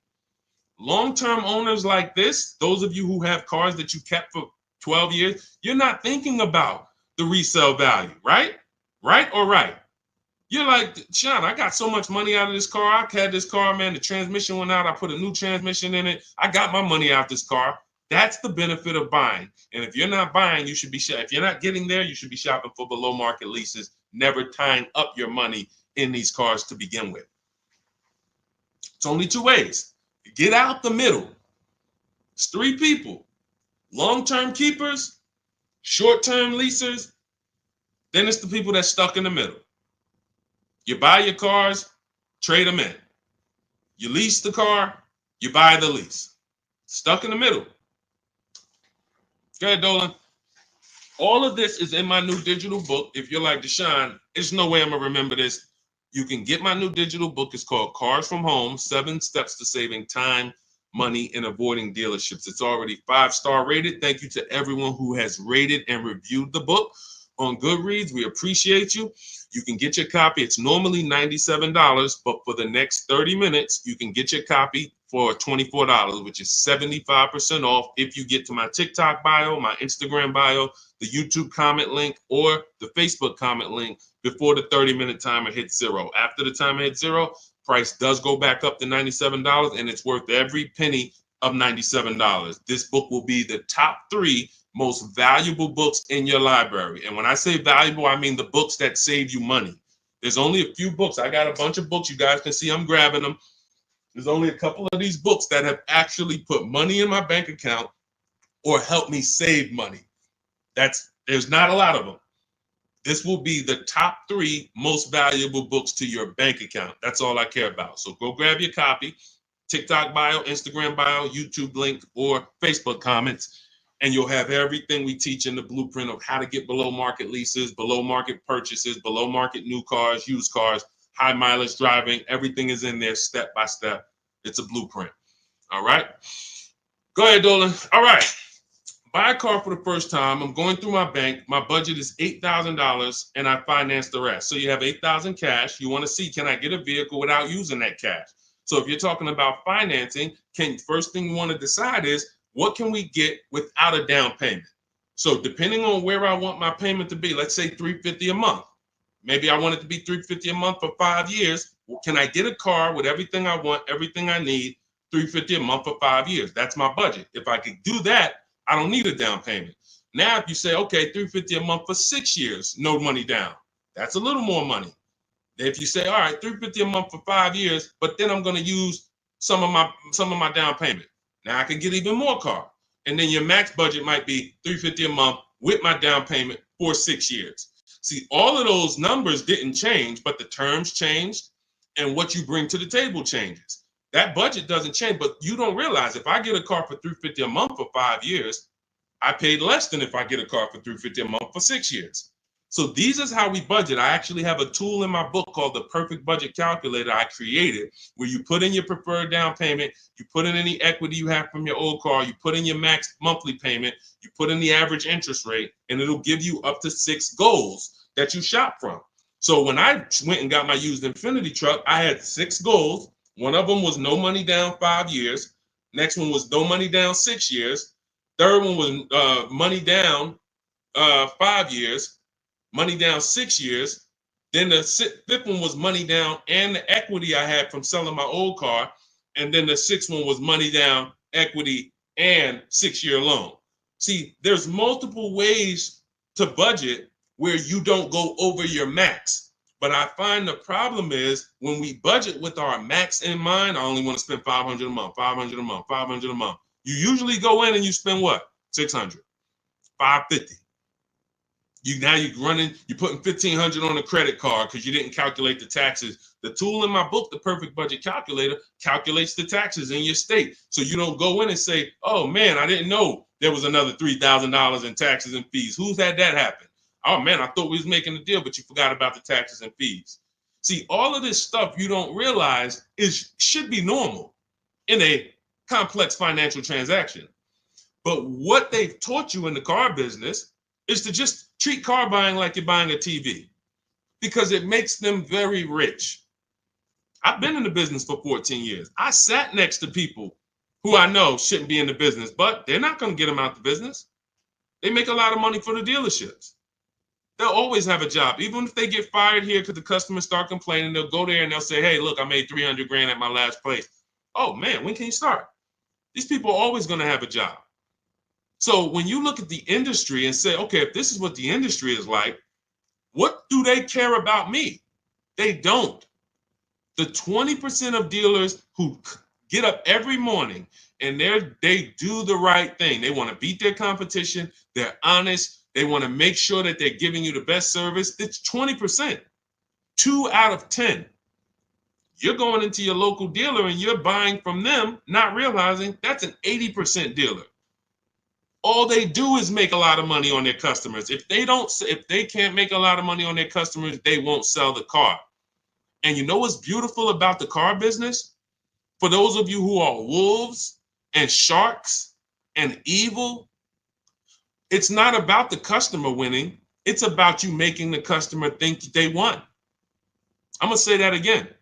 For those of you who are like, what business could I get into where I can make 200 grand? And I don't need to have morals as long you are trained to make the customer think they won. And that's all it's about. If that's why you start high and you come down. If you know your price on your car is $600 a month, you start at $800. This is what the worst people do. You know that the full price for your car is $600 a month. When Mr. Jones sit down, hey, Mr. Jones, all right, we got a great proposal for you. Great news. We're going to make you a great deal today. Your payment's $790 with $2,000 down. What? That seems like a high for this car. The car's only this. That seems real high. And then I didn't even want to do any down payment. All right, so you didn't want to do a down payment. So, all right, look, if I could get the down payment out, your payment would go from $790 to now it's $840. No down payment, though. What's more important than you, the payment or the down payment? No, well, both. But what's more important? If you had to pick one, well, I really don't want to do any money down. All right, so right now we're at $840. Where can we agree?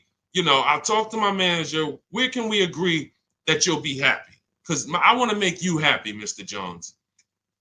Nah, I mean, I'm thinking of paying I really wanted to be at $500, Mr. Jones. I understand. Where'd you come up with that number? I just thought I'm looking at the car. I'm thinking, 500 seems fair, but follow me, Mr. Jones. You're looking at this car. You know where the demand is. You know there's no cars around. This is all stuff that's not true. You don't know where the demand is because you haven't shopped. There's no cars around. You don't know that because you haven't shopped.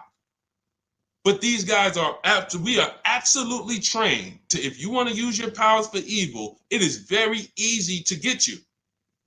That's why we don't shop that way. I would never send you in to deal with people who negotiate every day for a living like this.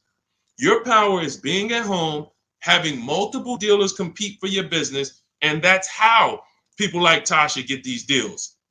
Thousands off on a brand new car, only 1-year-old car. This is how we got grandmothers who do this. Look, India, ridiculous deal on a Toyota. Look, Hyundai, $365 a month, no money down. 2024 Hyundai Elantra, limited with the leather in it. She didn't get that going in negotiating. You can't. But from home, that's where the power is. That's why our entire system is called Cars from Home. I can sit here and walk you through why you can't win. I don't care who you are. So when I'm telling you, you have to change the way you shop. When people say there's no deals, they're right. To you, there's no deals. To someone who doesn't have shopping strategy, doesn't know how to put dealers against each other, there are no deals. But to people like us, we've been making deals. Let me show you, Bonita. Let me show you a pandemic deal. When people were out there thinking, no deals, Deshone, this is so bad. When is the market going to change? Look, Bonita, 2022, she leased her dream vehicle, a 2023 Kia Telluride. She put $600 down, drove off $600 a month. She gave him $600, drove off. No money down lease. People were leasing and buying these vehicles for $10,000 over sticker.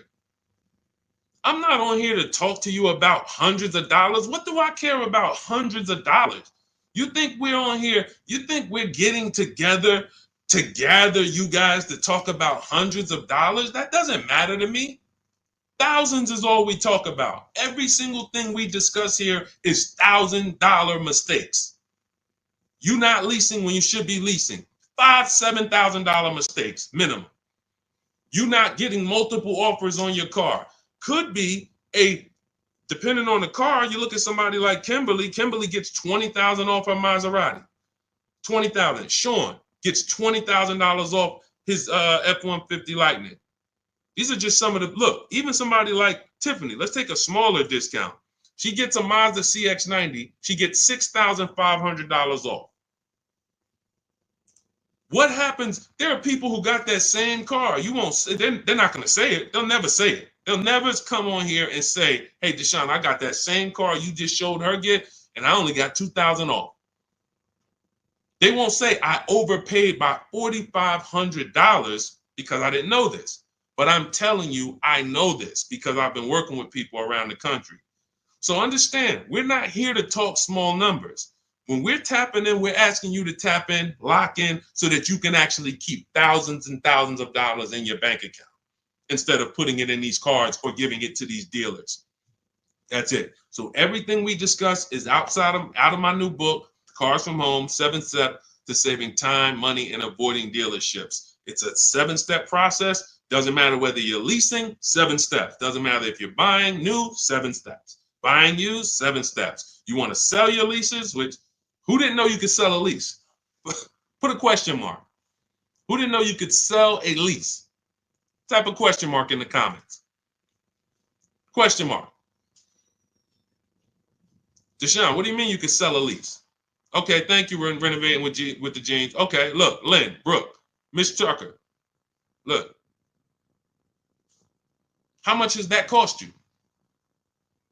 Not knowing, and we begin to teach people to do this during the pandemic because every single car was $7,000 to $10,000 more than it was truly worth. So a Jeep Grand Cherokee, I sold my Jeep Grand Cherokee for $28,000 after I had leased it for 3.5 years. 39 months, I leased it, and then I sold it for $28,000. The vehicle, brand new, was $35,000. Brand new, that Jeep Grand Cherokee Laredo that I leased for $330 a month, paid $330 a month for 39 months. I sold it for $28,000.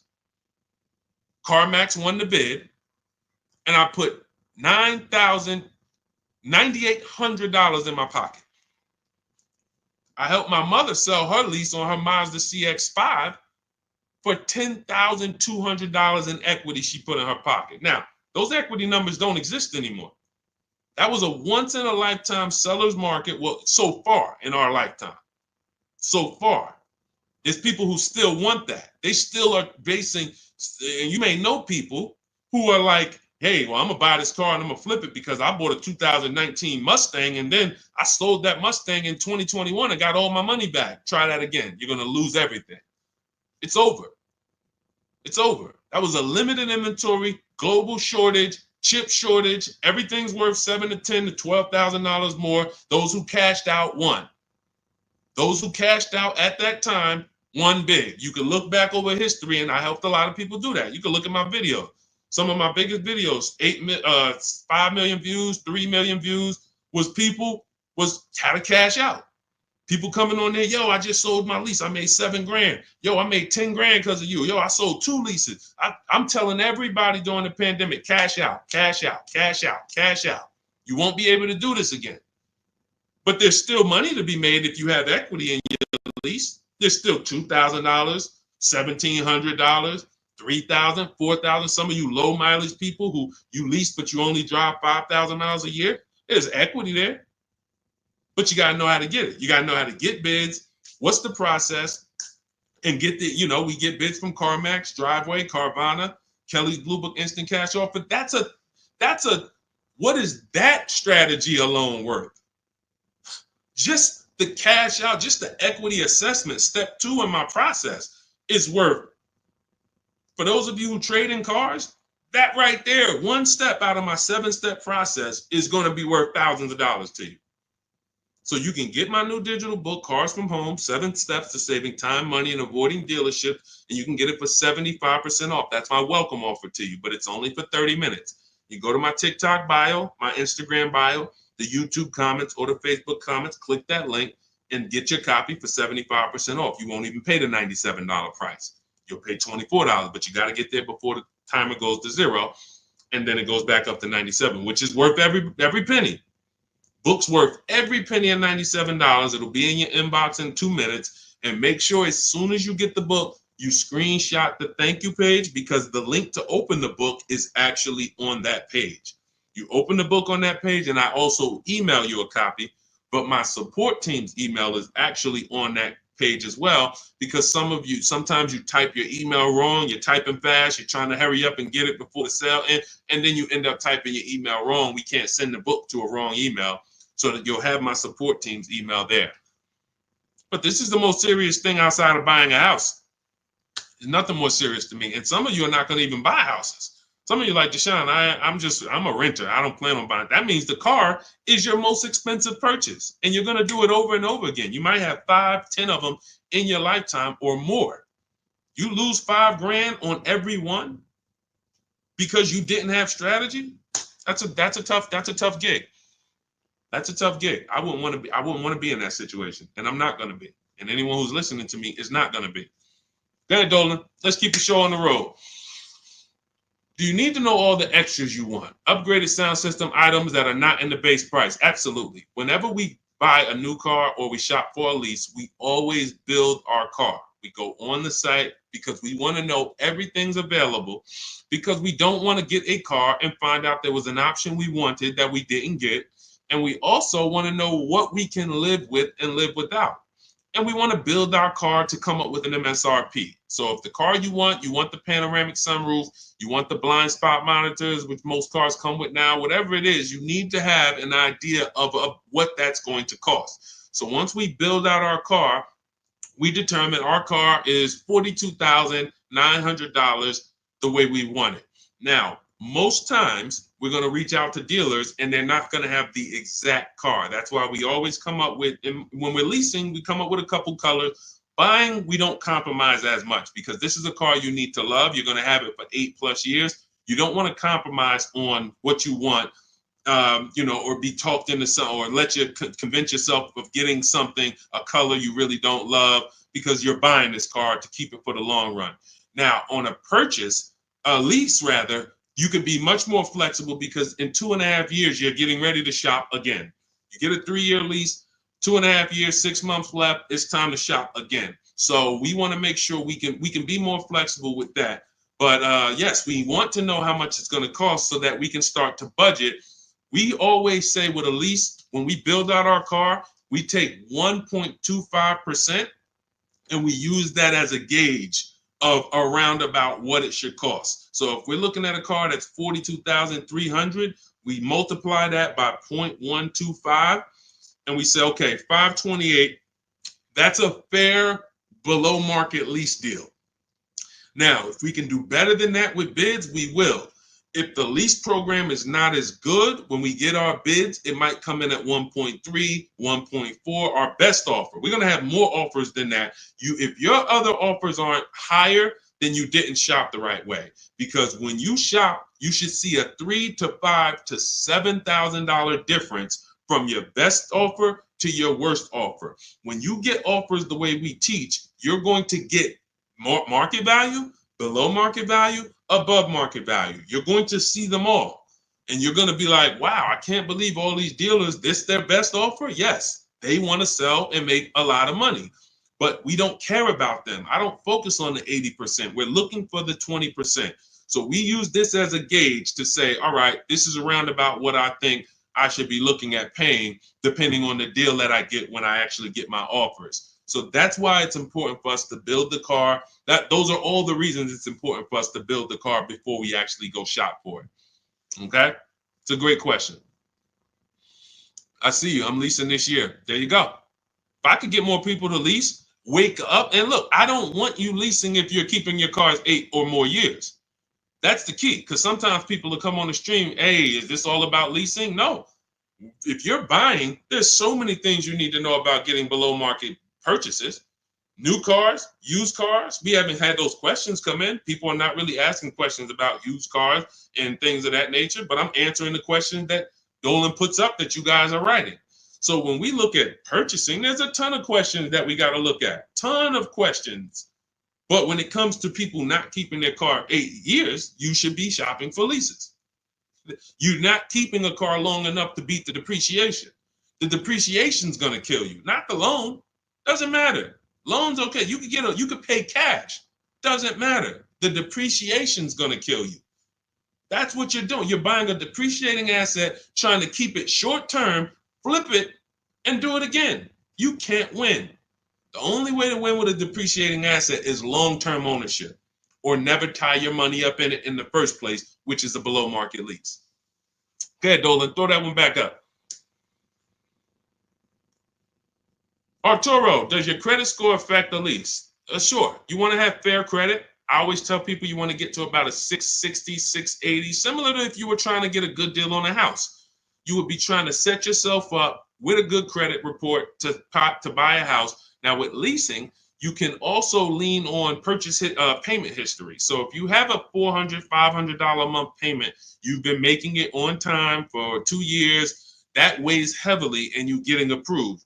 I always say it's nothing that gets you approved for a new car like a paid on-time payments for your old car. The banks look at that and say, well, hey, we can see, yeah, credit cards might be high, but they never miss the payment on their car. They never miss that $500 payment. That means something to the banks when your credit score is a little in that marginal in that marginal range or that mid range. So I always tell people, get to a fair range, work on your credit so that you're able to lease, and don't tie up your money in a long-term purchase because you can't lease right now.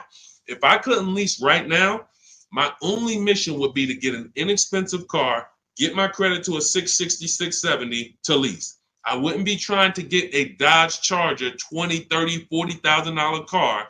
I'm going to pay 20% interest. And when I go out to replace that car, I'm going to have so much negative equity because the interest alone is going to bury me because I don't have good credit.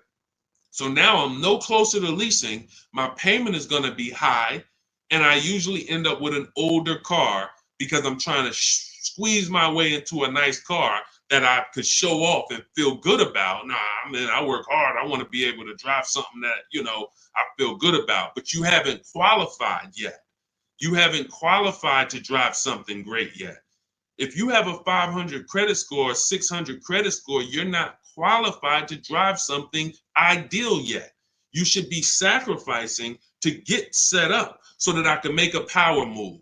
And what you do in getting set up is you get the least expensive car. that you can get a loan on.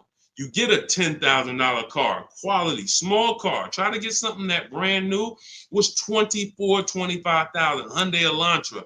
Get yourself a smallest car that you can qualify for, and you have minimal payments, $200, $250 a month payments. You pay those payments on time. You make sure it's a quality car, and you go and you make a move for a lease once you've established yourself. Or you can just do what other people do and say, you know what, who could get me in this brand new whatever, or who could get me in that, used Mercedes? And you're going to lose in every way. The quality of the car is not going to be ideal. The loan is going to be out of control. The interest is going to be great, ridiculous. You might not get a great price on the car because you come in looking desperate. You need a car, not want a car. You need a car. So nothing is working for you. Everything's against you. So it's much better for you to discipline yourself. Say, look, I don't mind driving something that I don't feel great about, but I'm working on my credit. I'm going to make these payments on time. I'm going to get myself to a 660. I'm going to have 2 years of on-time payments, and then I'm pulling off the lot in a brand new lease. Power moves. That's a plan. Go ahead, Dolan. And in my book, that's called the SMART car strategy. It stands for saving money at the right time. If you can't qualify for a lease, your only goal should be to set yourself up to lease. Now, if you're buying and your credit's not good, I'm an 8-year person. I keep my cars 8 or more years. Nothing wrong with buying a higher priced car and refinancing it later. So if you say, hey, I need to get, if you're a long-term person, your goal should be get a great price on the car. You're going to pay more in interest and then fix your credit. And instead of changing the car in 2 years to a lease, you would change the loan, refinance, and then you would keep the car. So it's depending on long-term versus short-term is everything. That's why in my book, it is step 1. You need to know from the get-go, am I a long-term person, 8+ years, or not? Because that's going to be the foundation we build on. Everything else comes after that. Karen, thank you for helping with my digital book. I wasn't checking my email. Of course, we want to use cars. So you're just following the multiple marketplace strategy. There's steps before that. And here's what I tell you, guys who have my book, ask yourself, what step am I on? This is what I tell everybody that I work with. Ask, what step am I on? Because if you're doing step 3, but you have not done step 1, that's a clear indicator. Oh man, I haven't done step 1. Step 1 is leasing versus buying. Most important question. How are we beating depreciation? We go into deep. I show you lease scenario, purchase scenario, lease scenario, used car scenario, to make it very clear that if you set out to buy, but you should have leased, can't help you. You're lost. And I talked about that earlier. We ran Zafrina's $579 a month payment versus what a new car would cost her, which would be $900 or $65,000 car. That would have been $1,100. Or a used version was $800. So you can't compare that. If you go out and you get a great deal on a purchase and your payment's $700 a month, then that means that lease payment probably would have been $400 a month. There's no way to, how do I get out of this? You shouldn't have been in it. That's why this is step 1. So what was that question? What was that question? I don't even know how I got on that. Oh, you said I want a used car. Yeah. So so you want to ask yourself, where am I at in the process? Because we're not in the market until step 5. Step 5, we're in the market. That's when we're on our marketplaces, shopping, narrowing it down. We have specific ways we narrow down used cars. This is not just general information that you could find on social media and you Google it, how to buy a used car. Yeah, good luck. That stuff means nothing. Car salespeople are been watching those blog articles for years saying, okay, this is what they're coming to do. Don't tell them you have a trade-in. Okay, good. Stuff has been around for 20 years. What we're doing is we're narrowing it down when we get to step 5, based on title history, service records, accident history. Then we're narrowing it down and we're coming up with our top 5 choices, top 3 to top 5. Then we're verifying who has bogus fees, who put one price online that they're not going to honor. So all of these This is my top 5 list, but some of these might be fake prices. So we need to verify that. And then we're going to get the new car price to find out what the true discount was. How much was this vehicle brand new? When I bought my Infiniti truck, I narrowed it down to 4 choices. They were all white, between $30,000 and $32,000. Sounds similar. They're not. You're looking at 4 white Infiniti trucks between $30,000 and $32,000. Similar miles, all 2020s. They were 3 years old at the time. Looking at all 3, whoa, these vehicles look similar. Once I got the brand new price, I found out one of them was $46,000 brand new. The other one was $48,000 brand new. The other one was $52,000 brand new. And the one I ended up getting was $54,000 brand new. Big difference. See, so what seemingly was close was nowhere near close. The furthest apart was 54 to 46. It's an $8,000 difference between the least expensive one and the most expensive one. But without the brand new price, you don't know that. You're choosing the wrong vehicle, thinking, oh, I got a good deal. No, the good deal was that other one that you didn't pick because you didn't have the brand new price. So that's step 5. But we got plenty of things we do before that to verify the DNA of the vehicle, check the data. And look, let me be clear. It takes me 90 minutes to buy cars. I'm not putting a system together that takes days. I'm not going to do it. It's not necessary. Choosing your vehicle, that might take you days. Going and looking at cars, test driving, that might take you days. Deciding what you want. We call that shopping. That's a step in my book. Shopping, not buying. That's deciding what you want. But once you know what you want, 90 minutes. Now, first time you use our system, it might take you 2-3 hours because you're just learning. You're overthinking. Haven't trusted our process yet. That's normal. But once you see, wait, this is simple steps. I'm going to websites, putting information here, looking at this. This is stuff a high school kid would do. If I could teach a high school kid to buy a car, it'd be easier than some adults because they don't have to unlearn much. Adults, it's like, hey, but I don't have to go into the dealer. You know, hey, Deshone, I went into the dealer and this is what they said. Deshone, my dealer called me and they said this. Well, when did I tell you to talk to the dealer? I thought you were coming to use our system because you didn't want to talk to the dealers. Yeah, you're right. See, that's overthinking. Now, that doesn't mean you're going to lose because we got a lot. That's how a lot of people come. You're trained to do things one way. You have to unlearn that. But once you see what we do, you're like, man, I can do this again next time. It'll take me 2 hours. I get any car I want in the country, Bentley, Rolls Royce, Corolla. It's going to take me 90 minutes because I'm using the internet. We're emailing. You know, I'm not getting in my car and driving to a dealer. So that's what we need to focus on. I know you have the book. Make sure you're asking yourself, where am I in the process? Start with step 1, just check them off. Step 7 is delivery. So when you check off delivery, you're done. You got your car. All right. Everything that I'm teaching is in my new book. It's called Cars from Home. It's a digital book. It's called Cars from Home, 7 Steps to Saving Time, Money, and Avoiding Dealerships. You can get your copy for 75% off. It's part of my welcome offer. It's normally $97.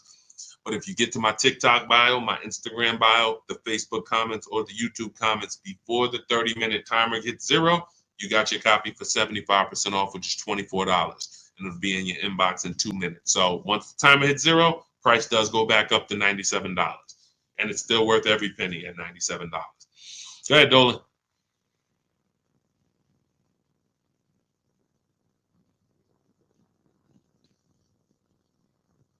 Dolan, you there?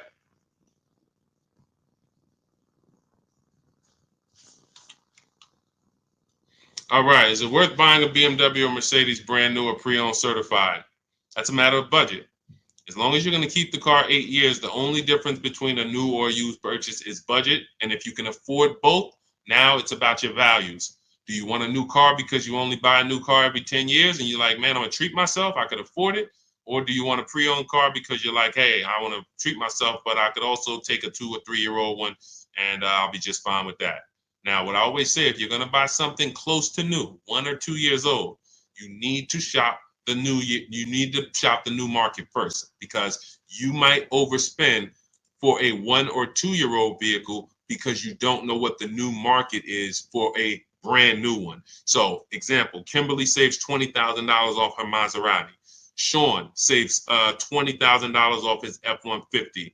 Milligan saves $27,000 off her Mercedes-Benz.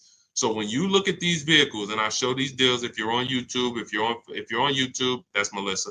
If you're on YouTube or Facebook or Instagram, you can see these. You zoom in here, you can see she saved $27,000 off her Mercedes. And some of these vehicles, even with these leases, you'll see people have saved 10 grand, 7 grand.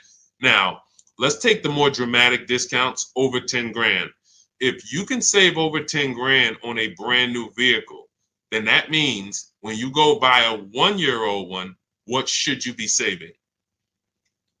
If I know that the new market is 10 grand off, then for a 1-year-old one, I'm looking for about 18 grand off. I'm not looking for 15 grand off. 5 more thousand, I'll get a brand new one. So I need to know what the new market is to know what the used market should be. Now, this is once you get to 3 years old, you don't need to do this because 3-year-old vehicles, there's a lot of options because there's only 2 ways dealers get most cars. They're going to buy them off their customers or buy them from auction, or they're going to buy them after the lease. So 3 ways. Buy them after the lease. Most leases are 3 years. They're going to buy them from their customers. Most people don't trade their cars in 2 years. Or they're going to buy them from auction. And most people are not getting rid of their cars in 1 or 2 years. So you don't have a lot of options to choose from. You have limited competition. And when you have limited competition, you have a high chance of overpaying. But if I shop the brand new market and I see, wait a minute, on this car, brand new, I could get $20,000 off. Now, some of you might say, wow, if I could afford, I'll just get a brand new one. If that's the market, because I didn't know that the discount was going to be that big. But once you see this, okay, I know I can't pay more than on a used one. See, somebody who would buy a 1-year-old F-150 Lightning, truck's normally 70,000, 73,000. So they might look at a 1-year-old one for 55 and be like, wow, that looks good. Thank you, Renovating with the Gene. They might look at it and be like, okay, wait, this is a 1-year-old vehicle and you asking 55,000 for it? That sounds good. Because it's brand new. How much is it brand new? Well, 73 brand new. Whoa, that's a big discount, man. All right, yeah, I ain't gonna even argue with you. Let me get that. Not realizing that the brand new market on that vehicle, the person saved $21,000. So 73, 63, 53. So literally the brand new market on that vehicle was lower than what you just paid for a 1-year-old vehicle. And what's going to happen when you go to resell that vehicle later? You're going to lose because you overpaid by thousands of dollars. So this is so important to understand. People overpay for used cars all the time for a variety of reasons. They don't know what it was originally. What was the original new car price? To even know they're getting a good deal on a used one. They don't know what the actual new car, again, this is for the 1 and 2 year people. You got options because somebody asked, hey, should I buy brand new or should I buy pre-owned? That means you probably have the money to afford both. So you might go out and buy a 1 or 2 year old pre-owned. But if you're like Milligan and you bought one of these electric ones, she saved $27,000. If you went in and you bought a 1-year-old one and you got 20 grand off, you might think you won. But she got 27,000 off a brand new one, which means if I saw 27,000 off a brand new one, for a 1-year-old one, I want 35 grand off. I want 38 grand off. The new market for this vehicle is very soft.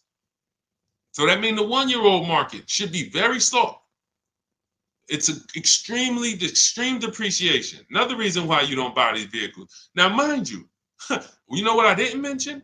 The people who paid for this vehicle and didn't get $27,000 off. It's people who are going to see this stream. Again, most of them will never say it. They have this same vehicle that Milligan has. Same $73,000 vehicle. They went in, they negotiated. They said, listen, all right, come on, man, make it 10 grand. 10 grand off. And they went home thinking, hey, honey, you're not going to believe this. Guess how much they took off the truck? How much? 10,000 off. They in there, oh, I won. See something like this? That's why you can't feel for the bottom. Negotiating and feeling for the bottom, wondering, all right, I think I'm at the bottom. That sounds good. You can't win. In fact, I've showed you multiple ways you can lose huge like that, and people are losing like that. You can't feel for the bottom. You don't know what we have as the dealers. You don't know what rebates I have. You don't know how many incentives I have. You don't know if the manufacturer sent us extra money because we got to move these vehicles. You don't know any of that. You come in and asking for the invoice. All right, invoice on a $73,000 car, 6.5% markup. All right, invoice is 57, and a good salesman's gonna fight you for invoice. They're not gonna just lay down and give you invoice, even if they sitting on 20,000 in rebates. A good salesman is fighting for every dollar of the commission.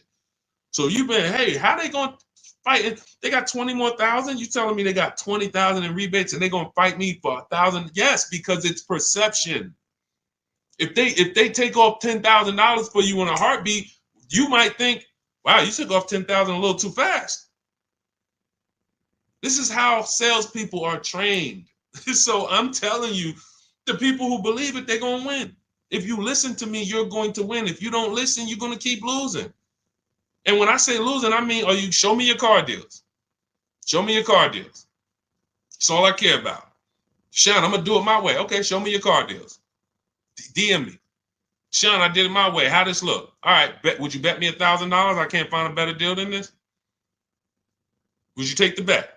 I'm looking at your deal. You did it your way. Yeah, I went in. I negotiated this thing. Okay. Would you bet me $1,000 that I can't find a better deal than this?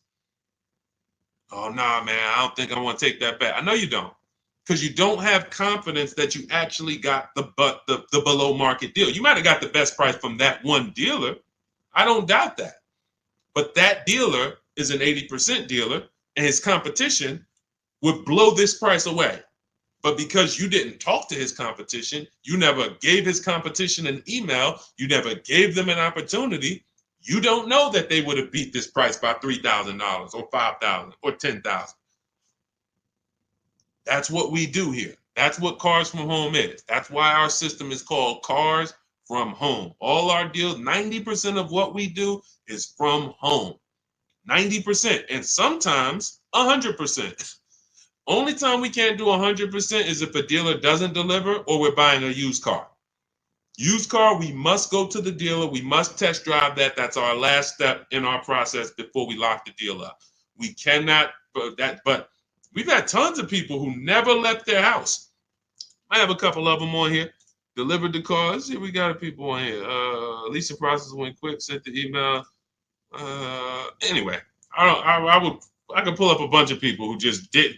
That's simple, because dealers this is 2024. Like, people think Carvana is the only place that delivers cars. There's plenty of dealers, especially the 20%, that'll bring the car right to your doorstep. Look, about 5 days I walked out. Yeah. Anyway, all right. I think we've done enough. Look, everything that we've taught today is out of my new book, Cars from Home, 7 Steps to Saving Time, Money, and Avoiding Dealerships.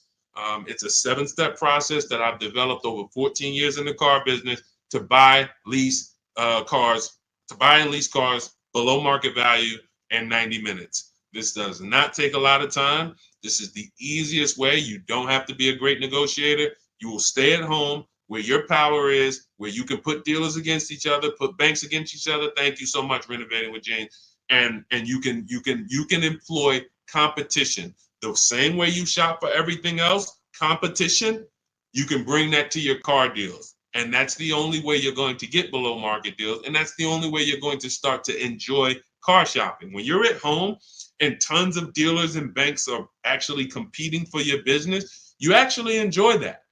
That's why when you see people like Teddy, who said that I will never lease another car any other way. Look, suppose it's a bit wordy. Look at Teddy. You got his BMW 2024 i4 M50, $73,000 vehicle.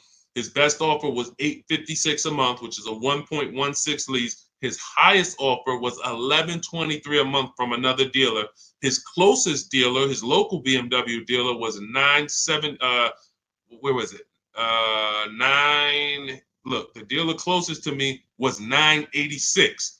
His closest dealer that he probably drove by and saw the car and said, man, all right, I'm gonna work with them one day.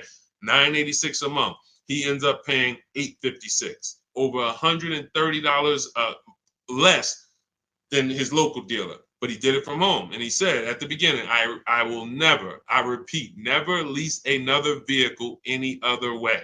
Now, had he bought the car and got $10,000 off, he would have said, I will never buy a car any other way. The Cars from Home way is how you are in control, how you feel like the prize. And when that 20% dealer wins your business, you feel like you won. You know you won. So, all right, let me get out of here, y'all. Grab your copy as my welcome offer to you of Cars from Home, 7 steps to saving time, money, and avoiding dealerships. 30 minutes only. You can get it for 75% off, which so you won't pay the normal $97. In my TikTok bio, my Instagram bio, click the picture of me, the YouTube link, or the Facebook link, and grab your copy. As long as you get there before the 30 minutes is up, you got it for $24, and you'll have everything step by step. You don't have to remember any of the things we've spoken about over the last hour, 15 minutes. You don't have to remember them because you will have the blueprint step by step. Leasing step by step, buying step by step, selling leases, selling your cars. We never trade cars, getting out of negative equity. All in there, high mileage driving, everything in my 14 years of experience is in that book. All right, so I look forward to you guys using it. Make sure you send me your success stories. Write me emails when you make your deals. Let's continue to 30 minutes now. It's only available for 30. Now, it's available forever. $97 is the price. Normal price of the book is $97. But for 30 minutes, you can go to my TikTok bio and you can get your copy for $24, which is 75% off. All right. God bless you guys. I'll see you soon. And keep unlearning, keep relearning. Thank you. Thank you.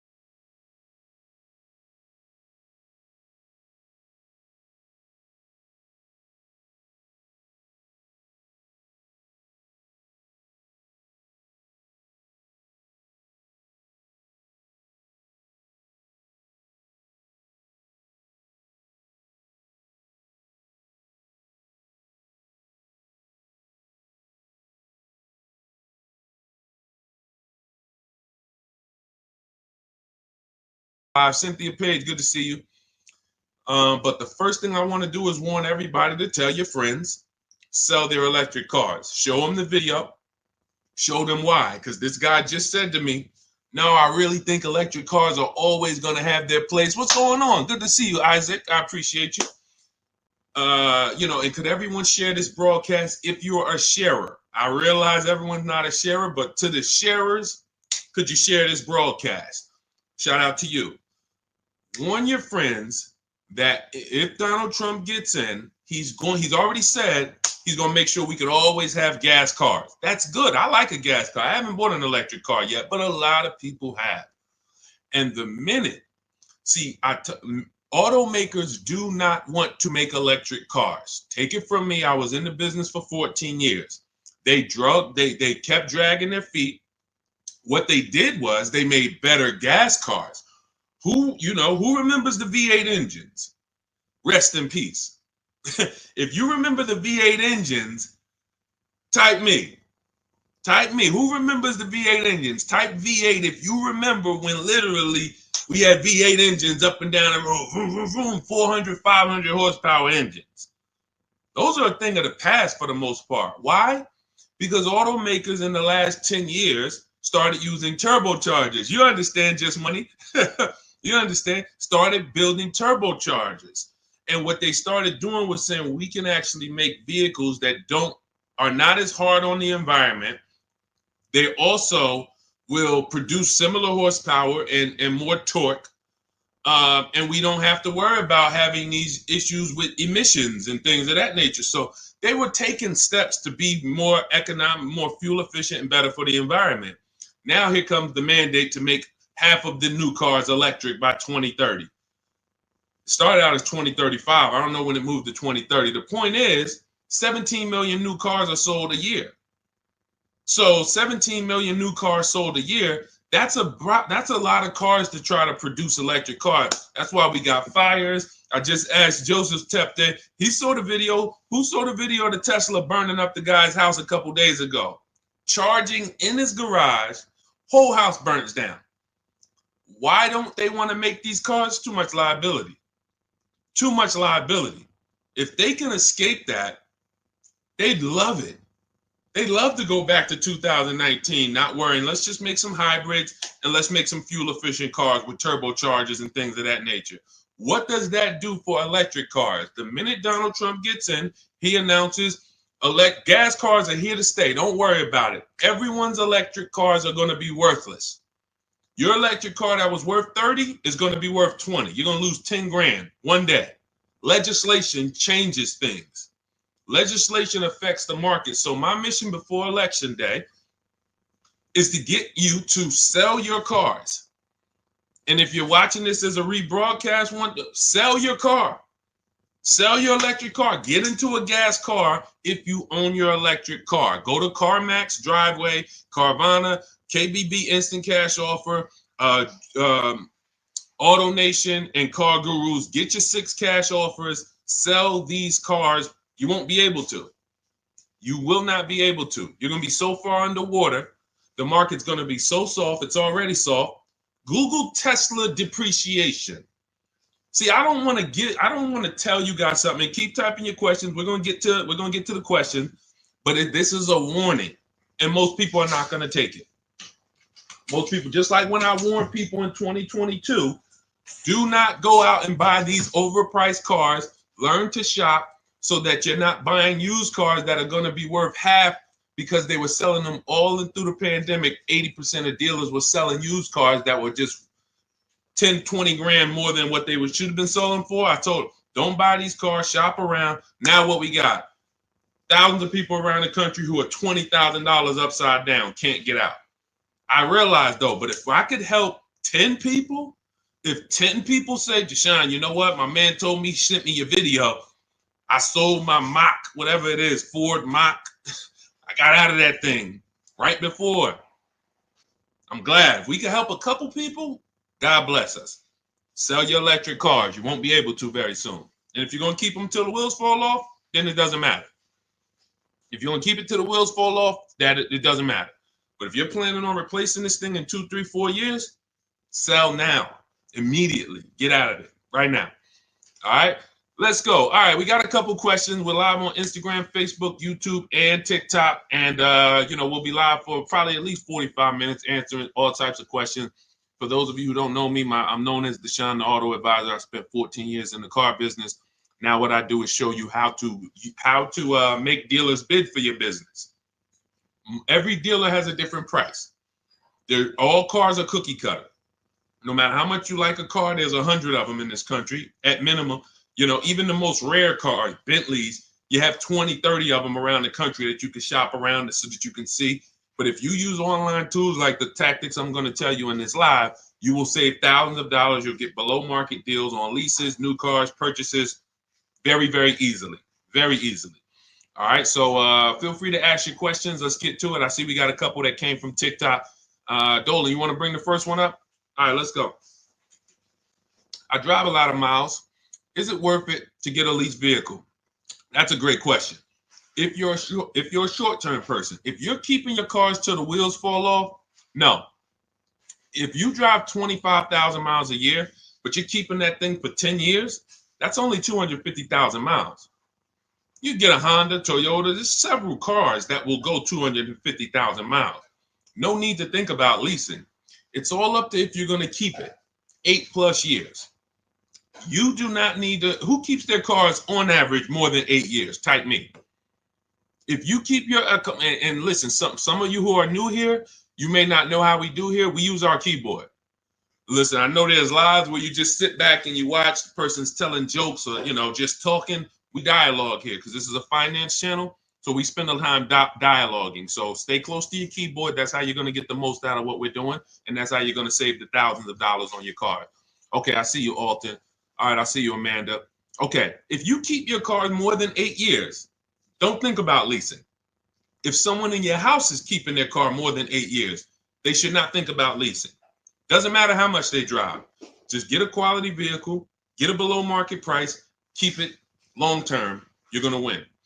If you're not keeping it more than 8 years and you are putting high mileage on your car, you are losing more than anyone because your car is worth less depending on how much you drive.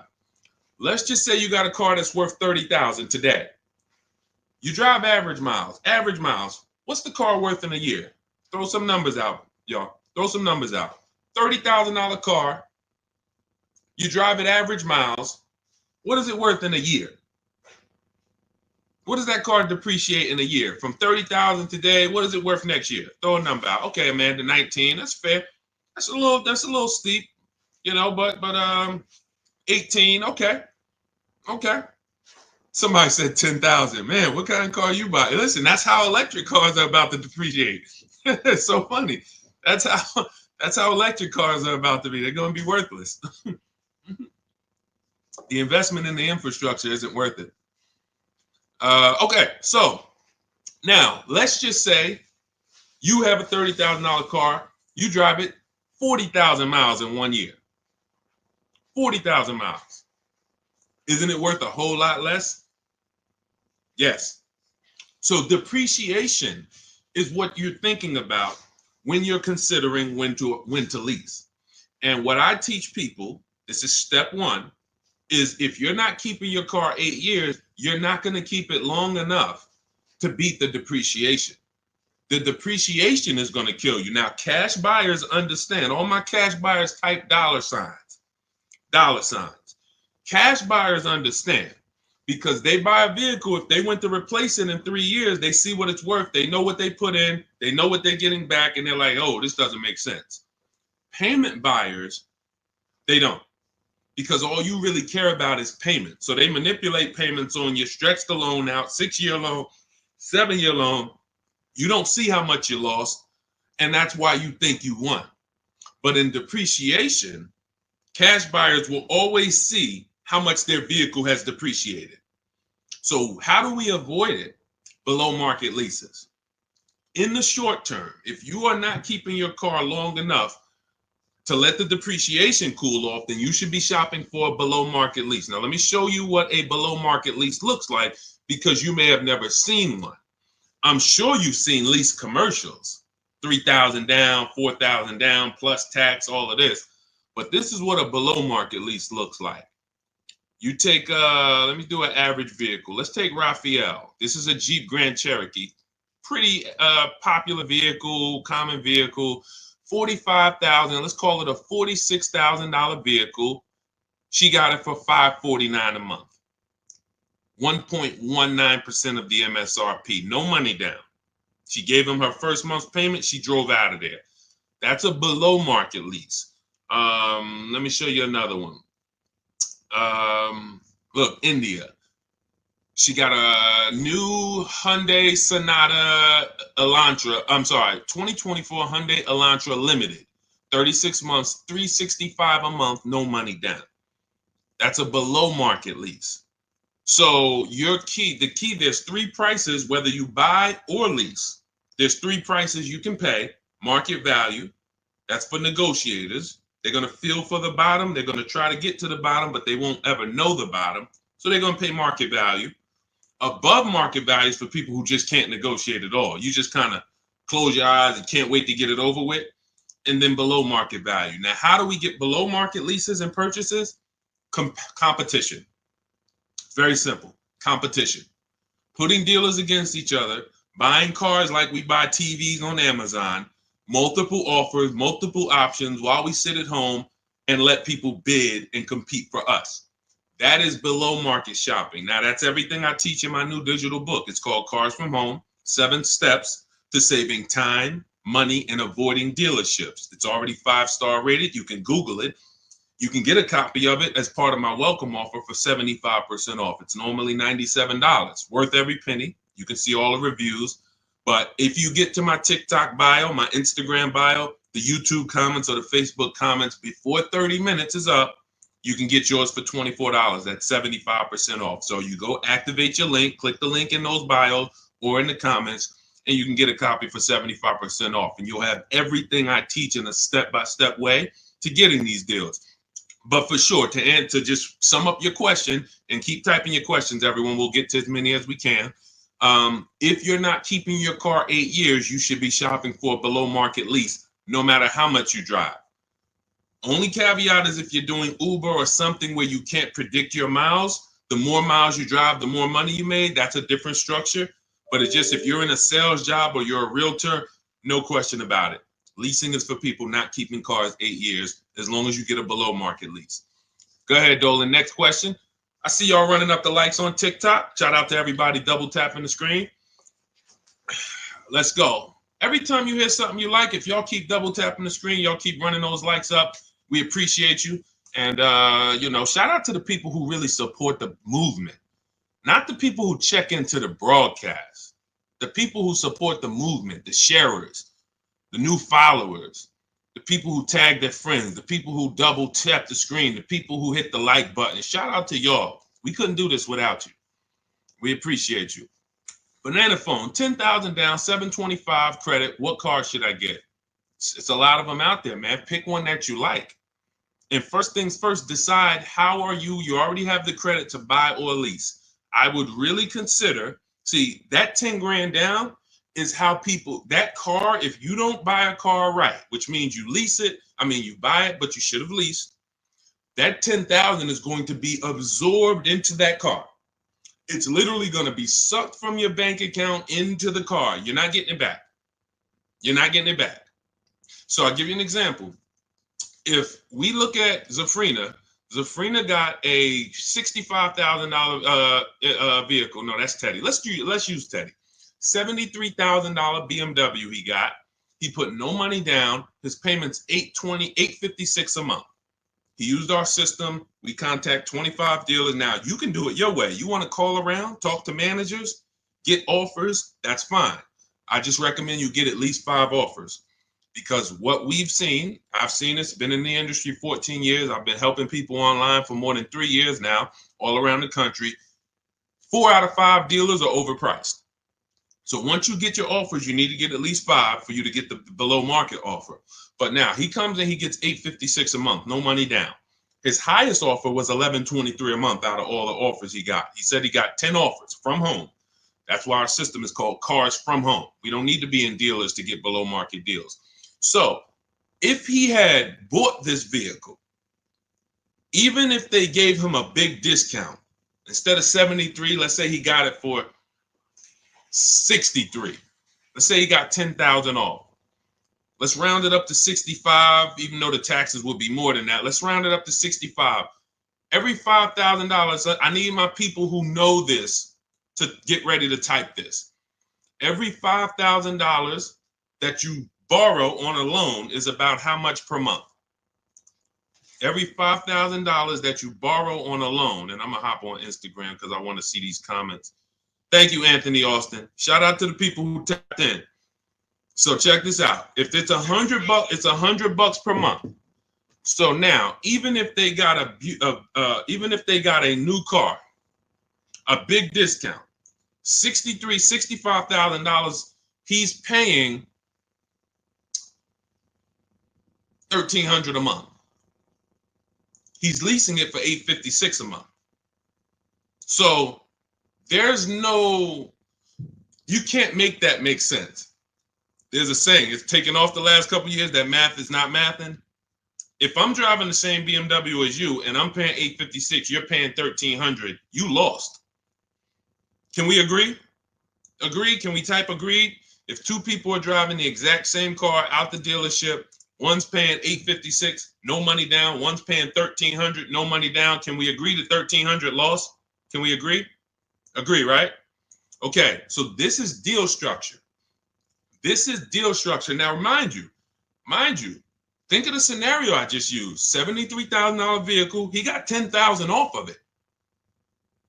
That would be a good discount. I think anybody would feel good if that was the below market offer on a BMW, 10 grand off. I think anyone would feel good, man. I saved 10 grand off this thing, but you still lost. You're paying $1,300 a month for 5 years.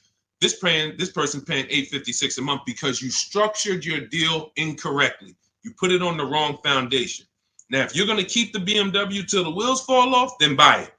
Pay the $1,300, pay the thing off, and then you got a BMW that's paid off. You can keep it for 8, 9, 10 years. If that's the strategy, forget about leasing. But if you're not keeping it 8 years, you lost. So the biggest thing, Banana Phone, before you think about, oh, let me go get a car, I got great credit and I got 10 grand down, you're going to walk into a dealer, they're going to see you just like blood and sharks looking at blood coming to the ocean. Hey, look at this guy. And you got 10 grand? I want to get all of it.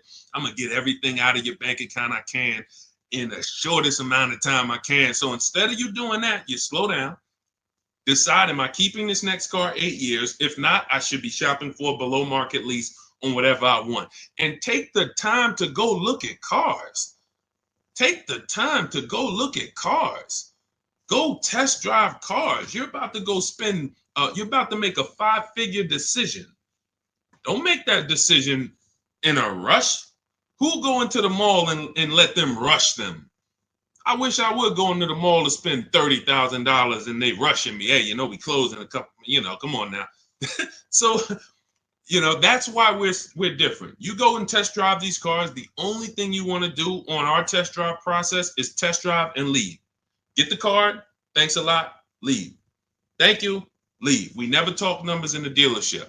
So if you want a step-by-step process of how we do this, you can grab my new digital book, 75% off. It's called Cars from Home, 7 Steps to Saving Time, Money, and Avoiding Dealerships. Everything in there about below market leases, below market purchases, below market used cars is in there in a step-by-step way. But the first thing you want to do is ask yourself, how many years am I keeping this next car? If it's not 8, you should be shopping for below market leases, or somebody's going to get all that 10 grand out of your bank account. It's going to go into theirs. Go ahead, Dolan. Next question. Keep typing, y'all. We'll get to as many as we can. Shout out to the people on Instagram. Shout out to the people on every platform that's tapped in. Shout out to the sharers. Thank you to everybody who shares the broadcast with somebody. We cannot do this without you, and we appreciate you. Let's go. When should I tell them about the GM Family First discount? As soon as you're getting your offers. As soon as you're getting your offers. Now, let me tell you something about the people who have GM Family, X-Plan Ford, Mercedes Fleet, any special pricing where you think it's going to eliminate you needing to shop around. You're going to leave big money on the table because 4 out of 5 dealers are going to lie. That's just what we know. Not just because I'm not saying that because I was in the business. I'm saying that because I have people all around the country who we shop together. So we have real-time data to show 4 out of 5 dealers on average is going to lie. They're not going to give you the GM price. If they give you the GM price, they're not going to give you any rebates they may have because they'll love for you to come in. That's why when you come in and say, hey, get me to the invoice price, we got a deal. Love it. You didn't know I got $3,000 in rebates. Just get them the invoice price, show them the invoice, write it up, deliver the car. Love it. So what you need to do is you need to shop around, get multiple offers, tell everyone who you're getting an offer from, you're a GM supplier or GM family, and then look at the offers while they're in front of you, while you're at home.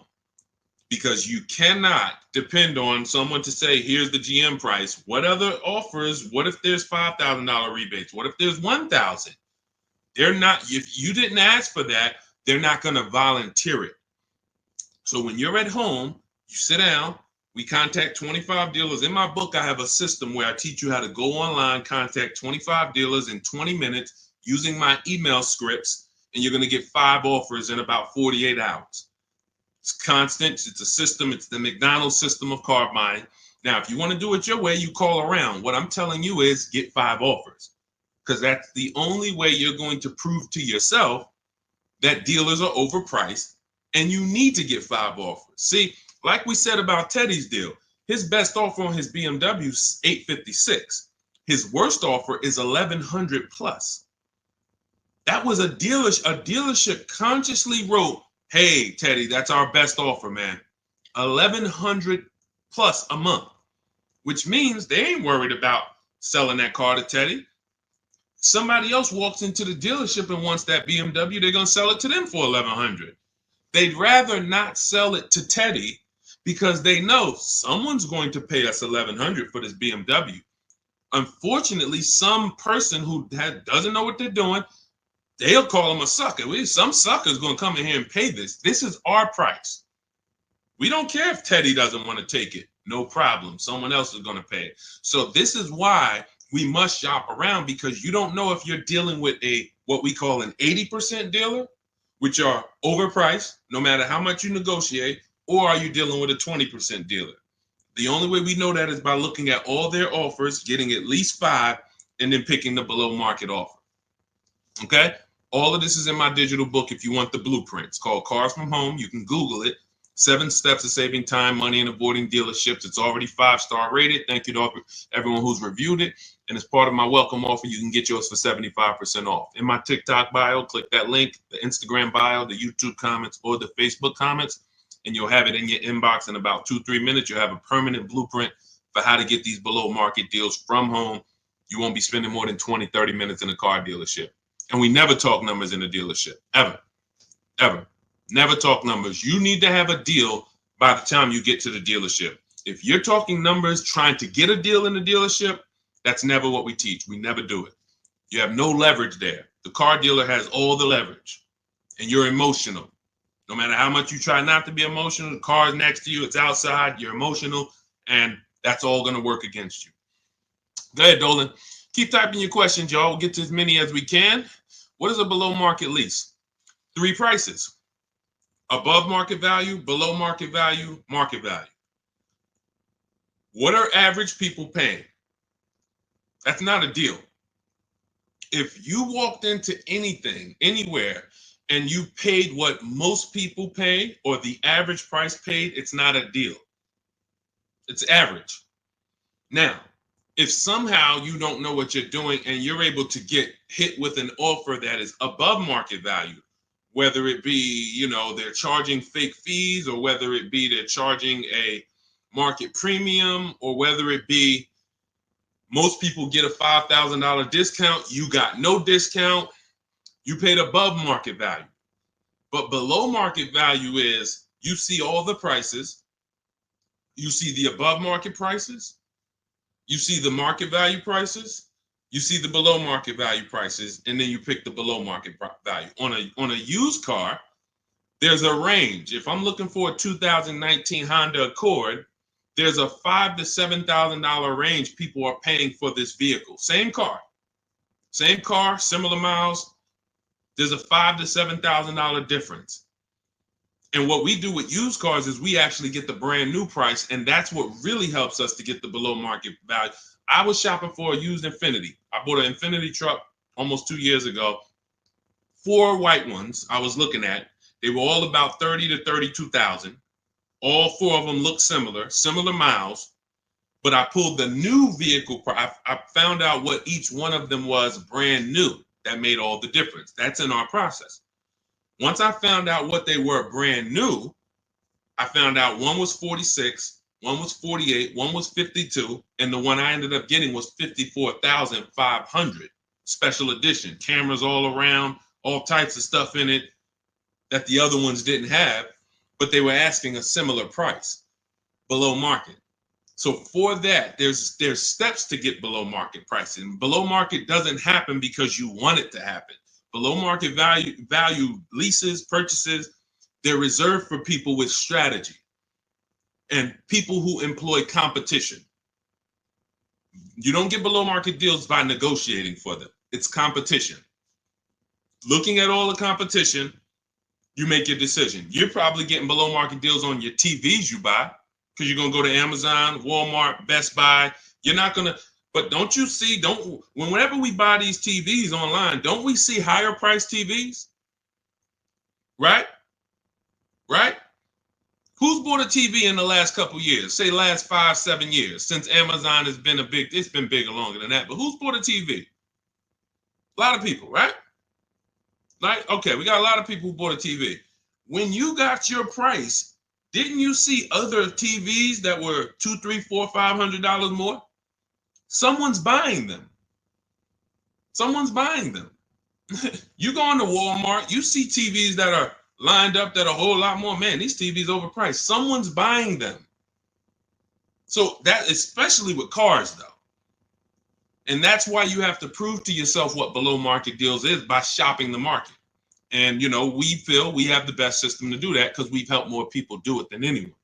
There's no one who has an official system for putting dealers against each other and creating competition like what we do, the Cars from Home system, be it in my book, be it in my coaching program, depends on how you like to learn, but all that info is in my bio. For those who want to know about my coaching program, where you want videos and you want to work with me directly, you can go to shopwithdeshone.com or you can go to my bios there. I don't care how you do it. And I'm going to continually say this. I don't care if you don't do anything, if you don't do it my way.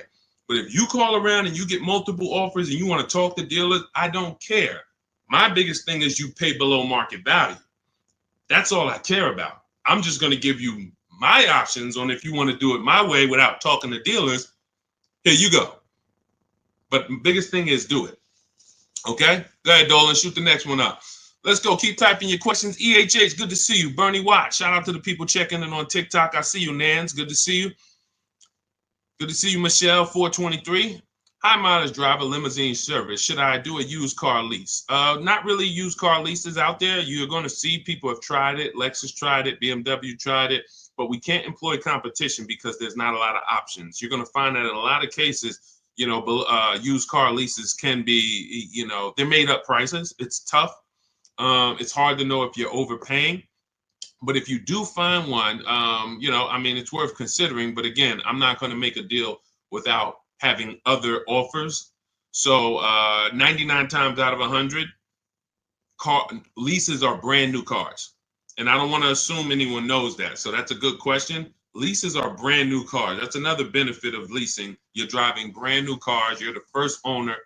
Brand new car smell you're getting every 3 years, and you're paying cents on the dollar compared to what people are paying to purchase them, as long as you're getting below market leases.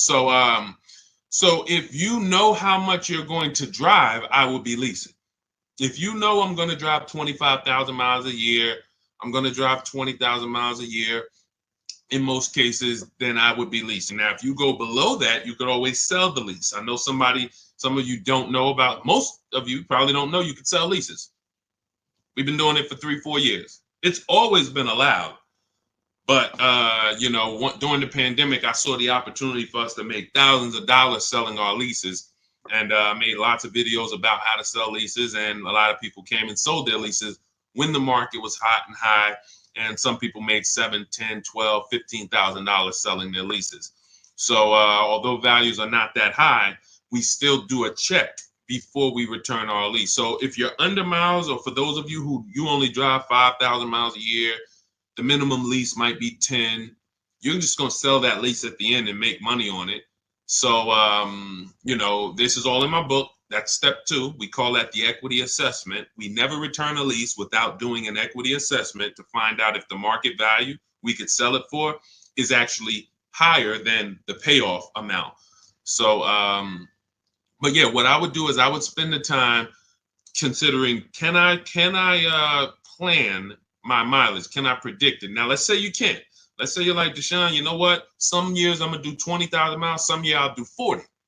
Then I wouldn't tell you to lease. I would tell you to make sure that your loan, I want you to forecast. See, with a depreciating asset, what the people who learn from me, you're learning to forecast. You must forecast with a depreciating asset because you lose in the short term. When you buy it, you lose. So if you went to buy a stock and they said the stock's going to drop in the short term, but in the long term, it'll come back. In the long term, it actually makes then picture you trying to buy them and flip them in 2, 3, 4 years. You're going to just lose money, lose money, lose money. That's what people do when they buy cars that they only plan to keep for 4, 5, 6 years. You're losing in the short term. The depreciation is killing you, and it's killing your finances. So now you forecast out. How long am I going to keep this car, this limousine? You might say, all right, 4 years, I'm going to turn it. Your loan shouldn't be more than that. You should always, and this is for Uber drivers, Turo drivers, people who can't predict their mileage, always plan to take a loan that by the time you go to replace the car's paid off. Because what a lot of you are doing is you're taking regular loans, like average people like us, 5-year, 6-year loans. But you're not an average person. You're running a business.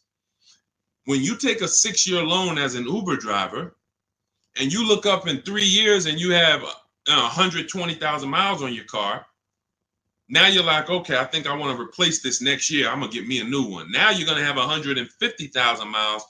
Problem is your loan is still $10, $12, $15,000 that you're going to owe. So you pushed your losses to the back. You looked at the monthly payment. If you'd have just took a 2-year shorter loan, 4-year loan instead, yeah, but the payment's going to be $700 instead of $500. Okay, $200 more a month, but 4 years, you have no negative equity.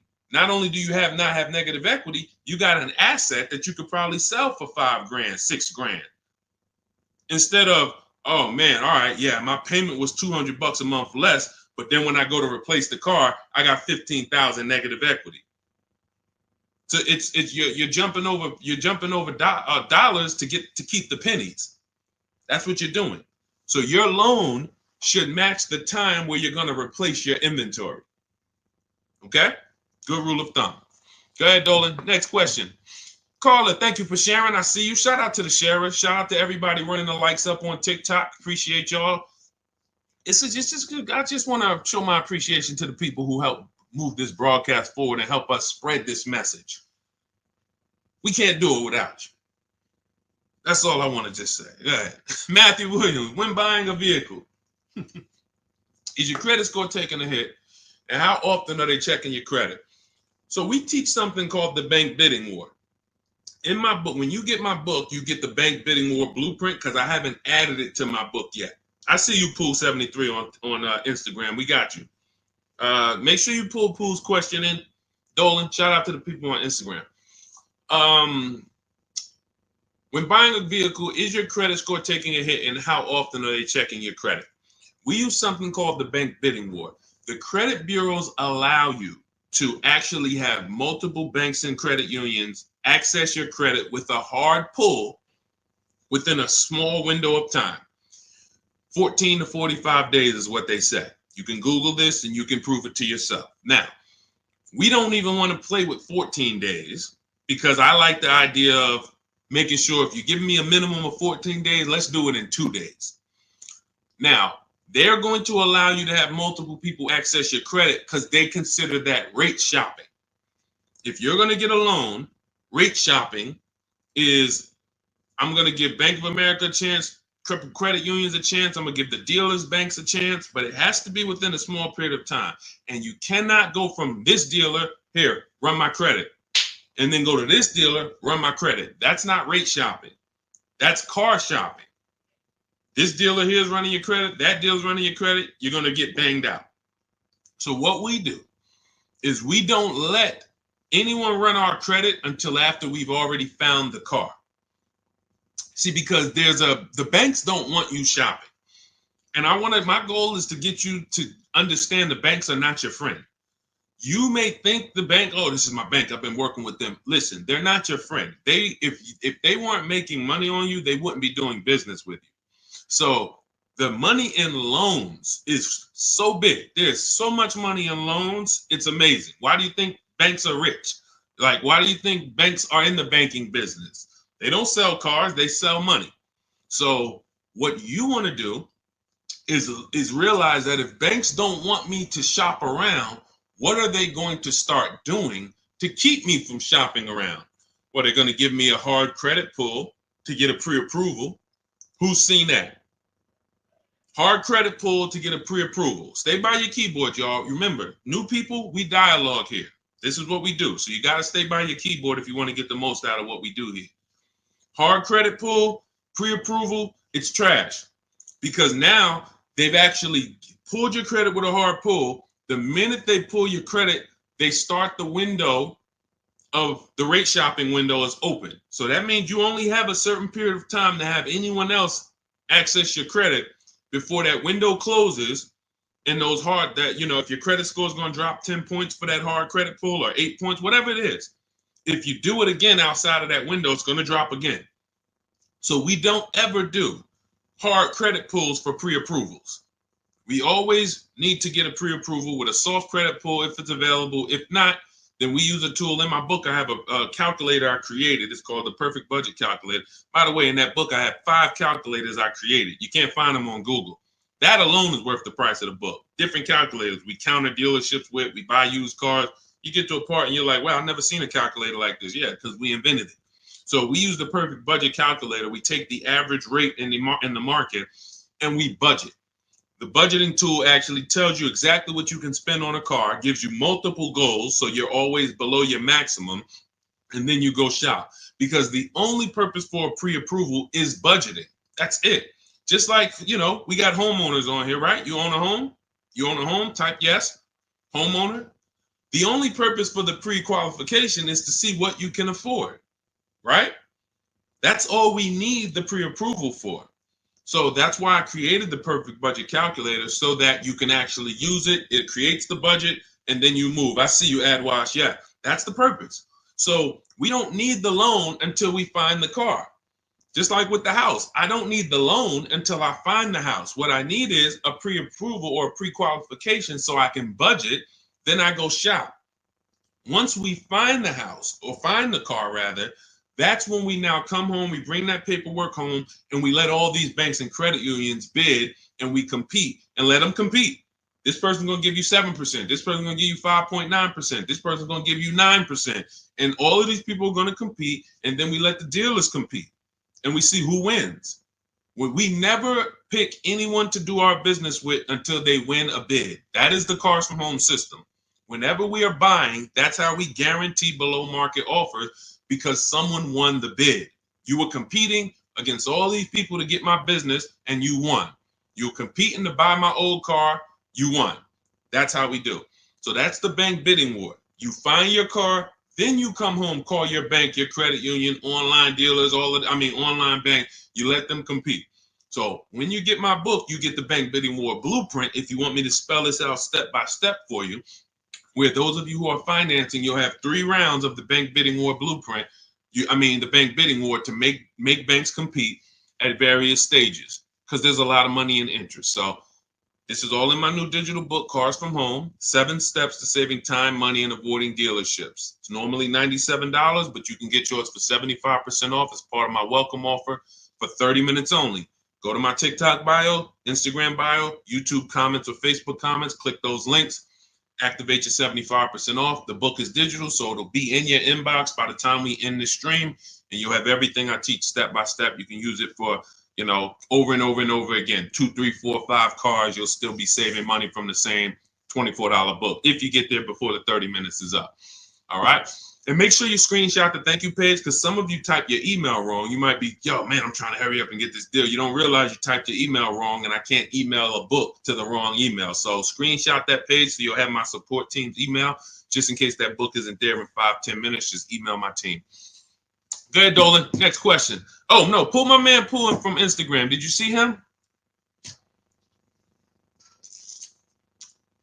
We got Ingrid too. It's a lot of people on Instagram, so we're gonna try to get to questions from every platform. Do you ever advise buying the lease at the end because you went way over miles originally allowed? Great question. No, I'm gonna tell you why. The moment you lease your vehicle, your contract says what you should bring the vehicle back with in terms of miles. Let's say average is 36,000 miles, 12,000 per year. They have a buyout price based on that, a residual value based on that. So that means at 36,000 miles, they already know this is what we plan to sell the vehicle for on the market when he brings it back. Let's just call it 18,000. Now, 18,000 is based on 36,000 miles. It may not be a good price. That's why before we actually buy our lease, we always do a market comparison.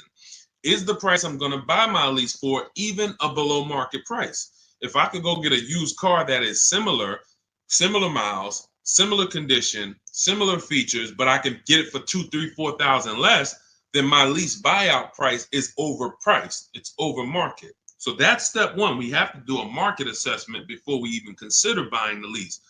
But here's the bigger thing about going over miles.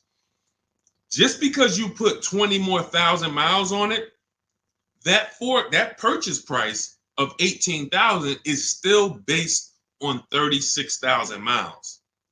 So you got now 60,000 miles. You're going to pay the same 18. You can't go to them and say, well, I got 60,000 miles. Can you lower that to like 14? No.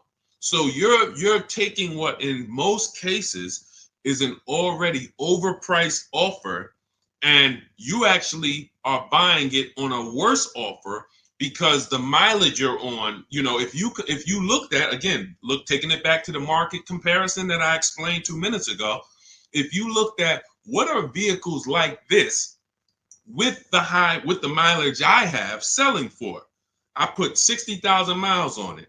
You look around and you're like, whoa, those things are selling for 5,000 less than my buyout. That means the moment you buy that car at the buyout price that's on that contract, you literally lost $5,000 right there because you overpaid for it.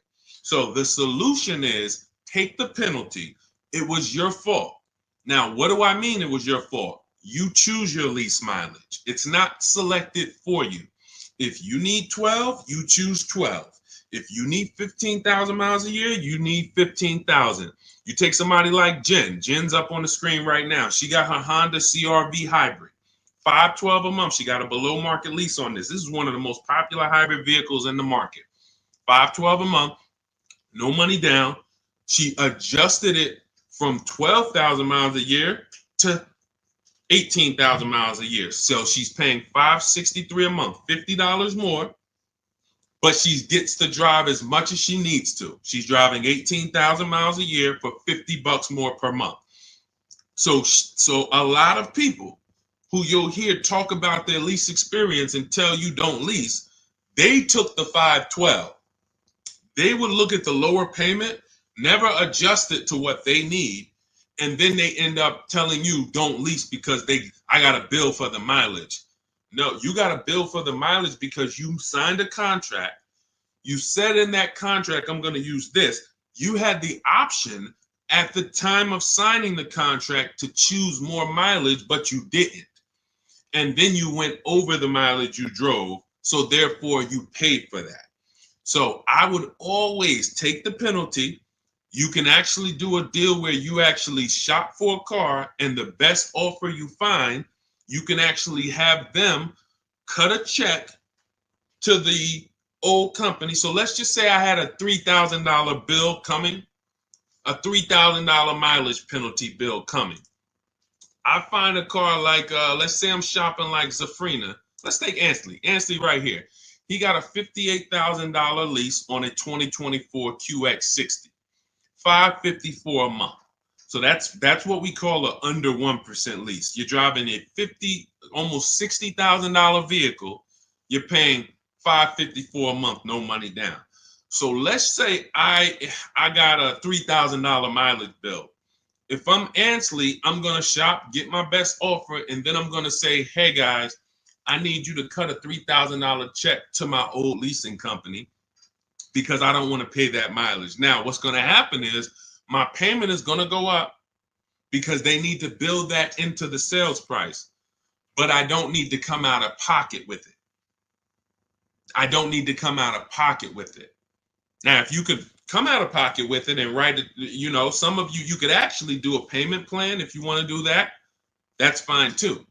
But I'm talking to the people who you're like, all right, I don't necessarily want to come out of pocket with the penalty that I'm going to get for the mileage. So therefore, let me actually go and make a deal. So you could do a payment plan for the penalty, or you could just have the dealer you're going to buy from cut a check to the old company, to the old bank on your behalf. They'll build that into the sales price, but you shop for your best deal first. Before you do any of this, you always shop for your best deal, identify the 20% dealer, and then work with that dealer on structuring, hey, how much would it cost me to just have you? How much would it raise my payment for you to cut the check to them? Okay. And also, we do an equity assessment, Pooh. Step 2 in my book. Call your leasing company, find out what your payoff is.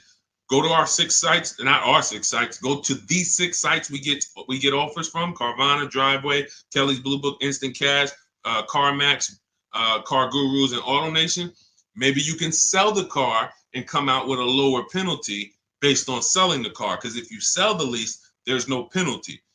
So, but you know, if you could sell it for 20, but you owe 21, then you just cover the difference and you pay the 1,000. So again, this is how we work with people. There's a reason people work with me. I'm not just a regular guy, and thank God I spent a lot of time learning this business, and I spent a lot of time in dealerships people can't work at. That's really the fact. A lot of the dealers, when I went to Mercedes, Ray Catena, if I hadn't worked at Ray Catena, I wouldn't know this. I went from being a GM salesman to Ray Catena said, listen, if you're going to work here, you know, we don't have finance managers. You're going to be the finance manager. You're going to have to get the customers approved. You're going to have to understand the rates residuals. This is stuff I didn't do at GM. And so I thank God that was a blessing for me to start my career with Mercedes at Ray Catena. Yankee Stadium, top 3 dealers in the country. You know, so when car salesmen hear me talk, it's like they don't understand it. And I get it. They're not trained the way I was trained. They didn't work where I worked. They were trained to just go get the numbers from the manager. That's why I could explain this from a financial standpoint. And this is what we do. So if you want to understand more about, you know, you want the step-by-step blueprint, grab Cars from Home, 7 Steps to Saving Time, Money, and Avoiding Dealerships. That's my new digital book, 5-star rated. You can get it for 75% off. It's normally $97, worth every penny. But as my welcome offer to you, you can get it for $24, 75% off if you get to my TikTok bio, Instagram bio, YouTube comments, or Facebook comments before 30 minutes is up. Once 30 minutes is up, price goes back to $97. Welcome offer is gone, and it's still worth it. If I miss the welcome offer, I'd still be grabbing it because, again, the $24, the $97, the thousands you're going to save on this, the first car, avoiding mistakes and getting below market deals, you'll 10x. Minimum, you'll 10x what you invest in the book. Minimum. It's not even a question. All right. And let's go, Dolan. Keep it going. Great questions today. I'm really liking this. If you're getting value out of the stream, y'all type some dollar signs. You're getting value out of what we're doing. What's up, Leo? What's up, Rick? Shout out to the people tapping in on TikTok. Shout out to the people running the likes up. Y'all keep running the likes up. Every time y'all run the likes up, y'all let TikTok know that we're talking business over here and that they need to get more people over here. So every time you tap the screen, some of you like, how do we run the likes up, Deshone? Just double tap the screen. Just double tap the screen. Yeah, shout out to everybody who is supporting the broadcast. Let's go. Go ahead. All right, and you know what? And I usually look, and here's the thing. I'm going to tell y'all this, and I just thought of this. I'm going to give and prioritize answering questions from the platforms that are the most engaged. Because I see we got people on every platform, YouTube, Facebook, Instagram, TikTok. People not engaged and they not, look, I see a lot of people on Instagram commenting, liking, sharing. I see a lot of people here.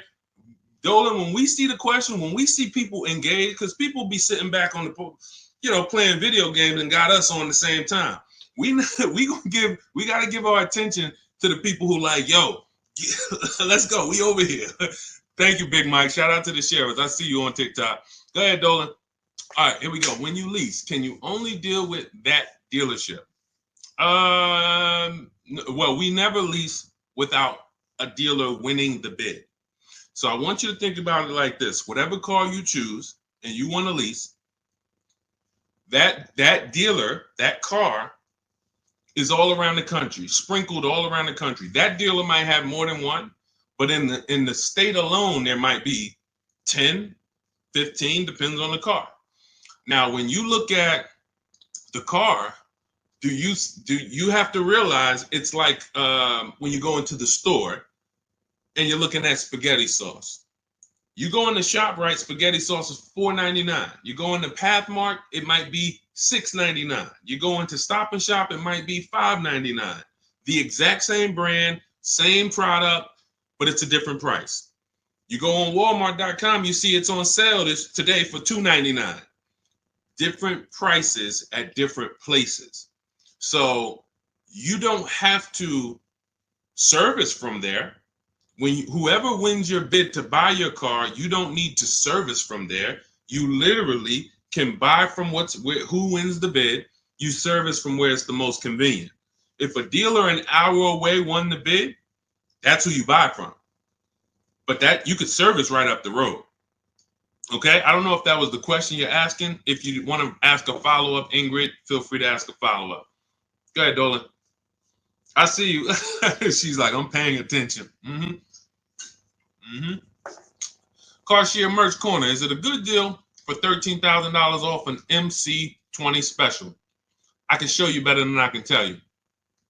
Let's just say, right, Sean's thinking like you. Sean's like, man, I got this dealer offering $13,000 off. That sounds good. Well, let's look at his F-150 Lightning XLT. He ended up getting over $20,000 off, almost 21. Had he took 13 from one dealer, he would have been leaving $8,000 on the table. He would have overpaid by $8,000. And this is why I say negotiators pay market value.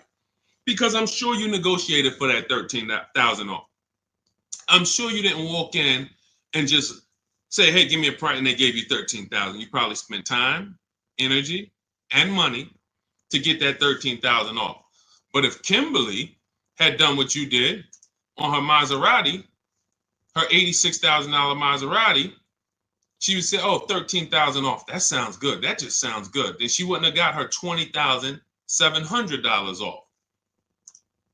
Now, how do we know these are the below market deals? How do we know that $20,000 on Kimberly and Sean's deal was the below market deals? And it was. How do we know it wasn't more money? Like Milligan.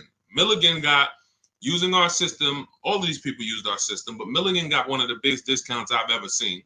She bought a Mercedes EQE, $27,000 off. You got to zoom in, and I'm gonna, snip this different and zoom in on it. You can see the lines here with the yellow $79,000 vehicle. She ends up getting it for $51,000 after all the discounts and rebates. So how do we know that they were below market? They had all these other offers. That's the key.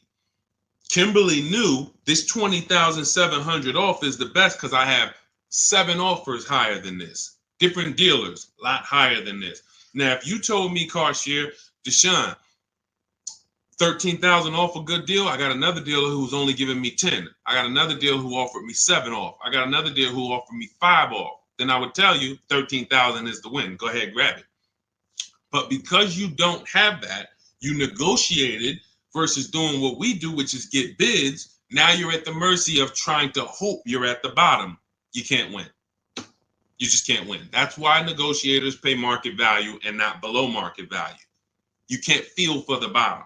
You can only assess the market, multiple offers, get to the bottom, 5 to 7 offers, pick the best one while you relax at home. It's just it. It's just it. Oh, great question.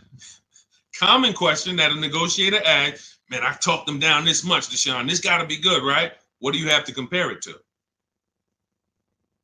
Nothing. Okay? Get more offers. You could do it your way, call around. You could do it my way. Email, scripts, all in my book. It's up to you. Go ahead, Dolan.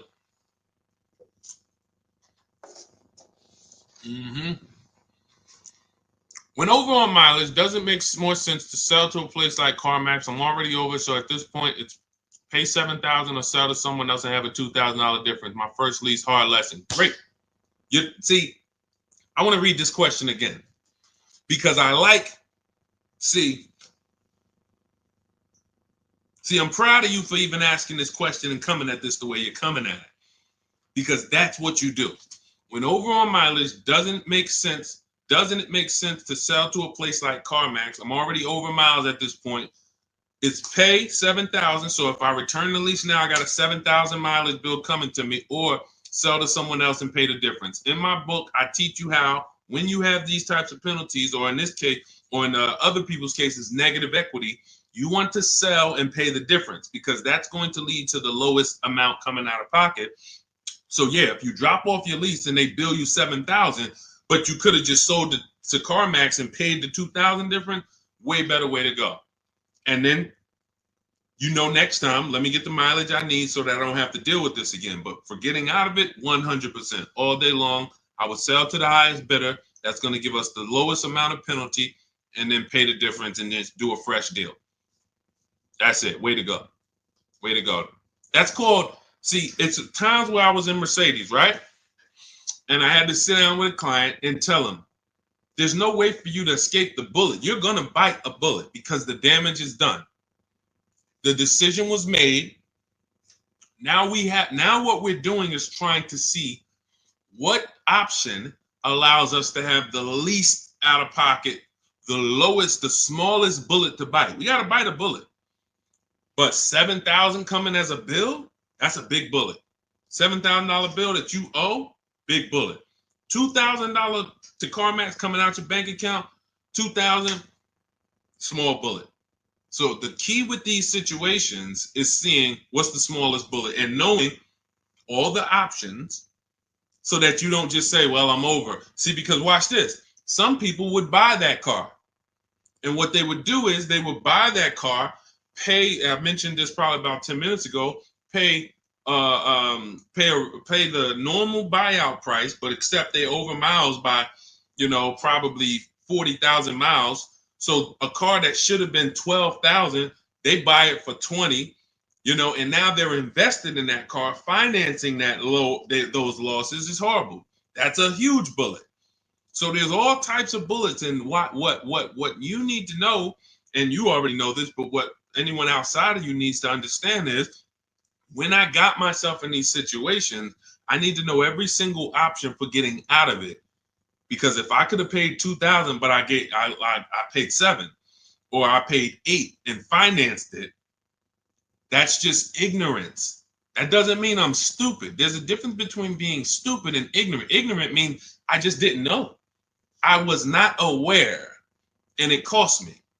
Now, Dave Ramsey calls it a stupid tax. I don't call it stupid.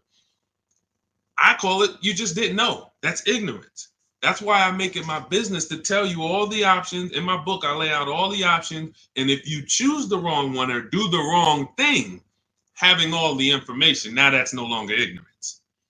So great question. Great question. Go ahead, Dolan. Keep typing your questions. I see you, Shake Wash. Thank you. And it's Mercedes to my husband. Yep. I just said, you do private consultation. Shake Wash. We don't do private consultations. We have two things we do now. We have a do-it-yourself program. That's my book. This is great for do-it-yourself people who, Deshone, give me the blueprint. Give me all the steps. I will follow them to get the result. We have a done with you program where we work with people directly. And it's a different learning style. So instead of the books, we have videos and we have, I'm supporting people.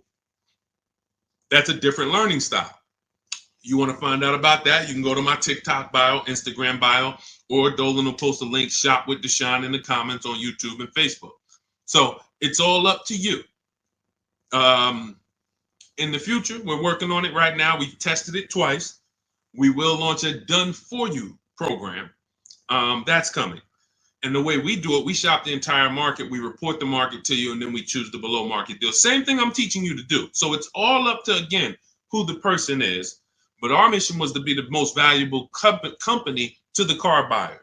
So what we do is we take any style, and our mission is to put solutions out there so that anyone can get to, what they need to get to. So no one has an excuse. If Cars From Home is offering every single way, from an inexpensive way, do it yourself, to a little more of an investment, but it's supported because I don't care, because I know I'm going to save money, and the people around me know working with me, you're saving money. It's not even a question. That's what I'm known for. Before I came to the internet in New Jersey, my friends and family was calling me, listen, I need a car. Listen, they knew, call Deshone, call Deshone, call Deshone. Once I came to the internet, it's like, yo, I don't do that no more, family. Like, I love you, but I'm teaching people. I need thousands of people to know this information. So a couple friends and family said, all right, D, where do I go? What do I sign up for? All right, give me the book. So it's, so the mission is not changed. It's just now we have to help more people. So, but yeah, I mean, there's no one attached to me who knows me who would be like, yo, knowing Deshone hasn't saved me $10, $15, $20,000 just knowing him when it comes to this car stuff. That's what I hold myself accountable to. All right, go ahead, Dolan. Jason Simmons, should I pay for taxes up front on my lease or have it wrapped into the lease payment? I would always shop for a lease with no money down. We shop with only, this is the structure we use when we shop. First month's payment only, out of pocket. because with a lease, you pay at the beginning of the month. So when you see these people, India, when you see these people, Zafrina, Ansley, they all are, when they say no money down, they're paying their first month's payment and then they drive off. If we can get a deal, between 1%, and a lot of these deals are under 1%. Some of ththese people got 0.88%. Zafrina on her Jeep, she got a 0.88% lease, $65,000 vehicle. So what our goal is, under 1.5% is the best offer after, because the lease programs change. So sometimes it's super, very, very hot vehicles, and the lease programs don't have much support. So your best offer is going to be 1.4. You're going to see other vehicles 1.5, 1.6, 1.7. You're going to see other offers, that are a lot higher, but the best dealer might come in at 1.4. Okay, if you really like that vehicle, then I would take it. There's a lot of other vehicles that offer more value to lease, because as you can see, if there's, Charles got a Palisade, very, very hot vehicle. He got as a 1.25, I believe, 1.23, $48,000 vehicle, $597. That's a hot vehicle. Palisade has been hot. Kia Telluride has been hot. So to pay 1.4, 1.5, you have to really, really want that vehicle. But that's the cap. So if we find a vehicle, as long as it's under 1.5, it's good value. It's a deal. Lower the better. But down payment comes to affordability. That's all that matters when it comes to down payment. That's all. If you look and you say, all right, I shopped all my offers, I can see right. Let's just go back to Charles. Let's use Charles for an example on his Palisade. Let's say you're Charles. You use our system, you get all your offers, you see that your payment is $597 a month for this Palisade, $48,000, no money down. You might say, all right, I really want my payment to be, you already know this is a deal. It's already a deal. I could do no money down, but I want my payment to be really $500. All right, I'm gonna put money down and get it to $5. That's when you put money down. That's how you put money down. Money down is never buying your deal. And for too many of you, money down buys your deal, which is not a deal. You think, well, what's the payment if I put this down? You're not looking and basing it off of, man, I got a below market price. You're trying to buy your way into the deal. That's why when a car salesman talks to you, what's one of the first questions they ask you? When you look at a car, right? One of the first questions that they're going to ask you is what? Once you pick a car out, what are they going to ask you? Let's give everybody some time to type. What are they going to ask you? Thanks, AJID. I see you. Thanks, Big Mike. Shout out to the sharers on TikTok. And you know what? I might do this. We might prioritize people that share on TikTok. If you share and then you ask your question, you get first priority. Let me know if we can manage that, Dolan. Because I want to reward the people that share. Like, I want to reward the people that share. Good. Yes, how much you putting down? Now watch this. How much do you want your monthly payment to be? Yes, good one, Shake Wash. That's the related question because the car salesman wants to see, are you a payment shopper? Am I talking to a payment shopper? A payment shopper is trying to get to a certain payment. They're not concerned with how much the car costs. You could overcharge me for the car. That doesn't matter. Get me to my payment. That's why being a payment shopper is a dangerous way to move. That's why the way we shop no money down because it allows you to see what you're truly paying for the car. So now when we consider that there are going to be people who want us to get into monthly payments, now they're trying to get us to realize, well, you got a deal because I got you to your payment. No, you didn't. The deal is, did you pay market value, below market value, or above market value, regardless of the payment? If somebody went into a Bentley dealer, if we got a bunch of prices on Bentleys, all of us just got a bunch of prices on Bentleys, and we got a $200,000 Bentley, and they took off $100,000, $50,000 off. 50% off. We'd all be looking like, wow, okay, out of all these offers, that deal, this is it right here. The payment's gonna be $3,000 a month. The payment has nothing to do with whether it's a deal or not. So when we look at putting money down, it is only for our affordability. The deal process of getting a deal has nothing to do with the process of monthly payment association. Nothing to do with it. We need to find the dealer who's going to sell us the car for the lowest amount of money. If I'm buying a pre-owned car out of a 100-mile radius, what dealer is going to sell me the best pre-owned car for the lowest price on the market?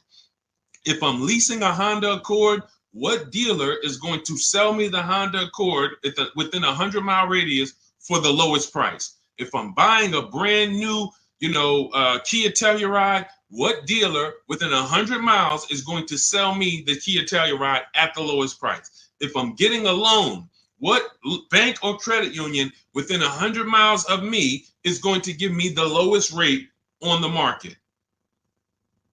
If I'm selling my car, not trading, I got this old car, I need to replace it. I'm not trading it into a dealer. What company that buys cars, pays cash, is going to pay me the highest amount for this old car? Y'all clear? This is bidding.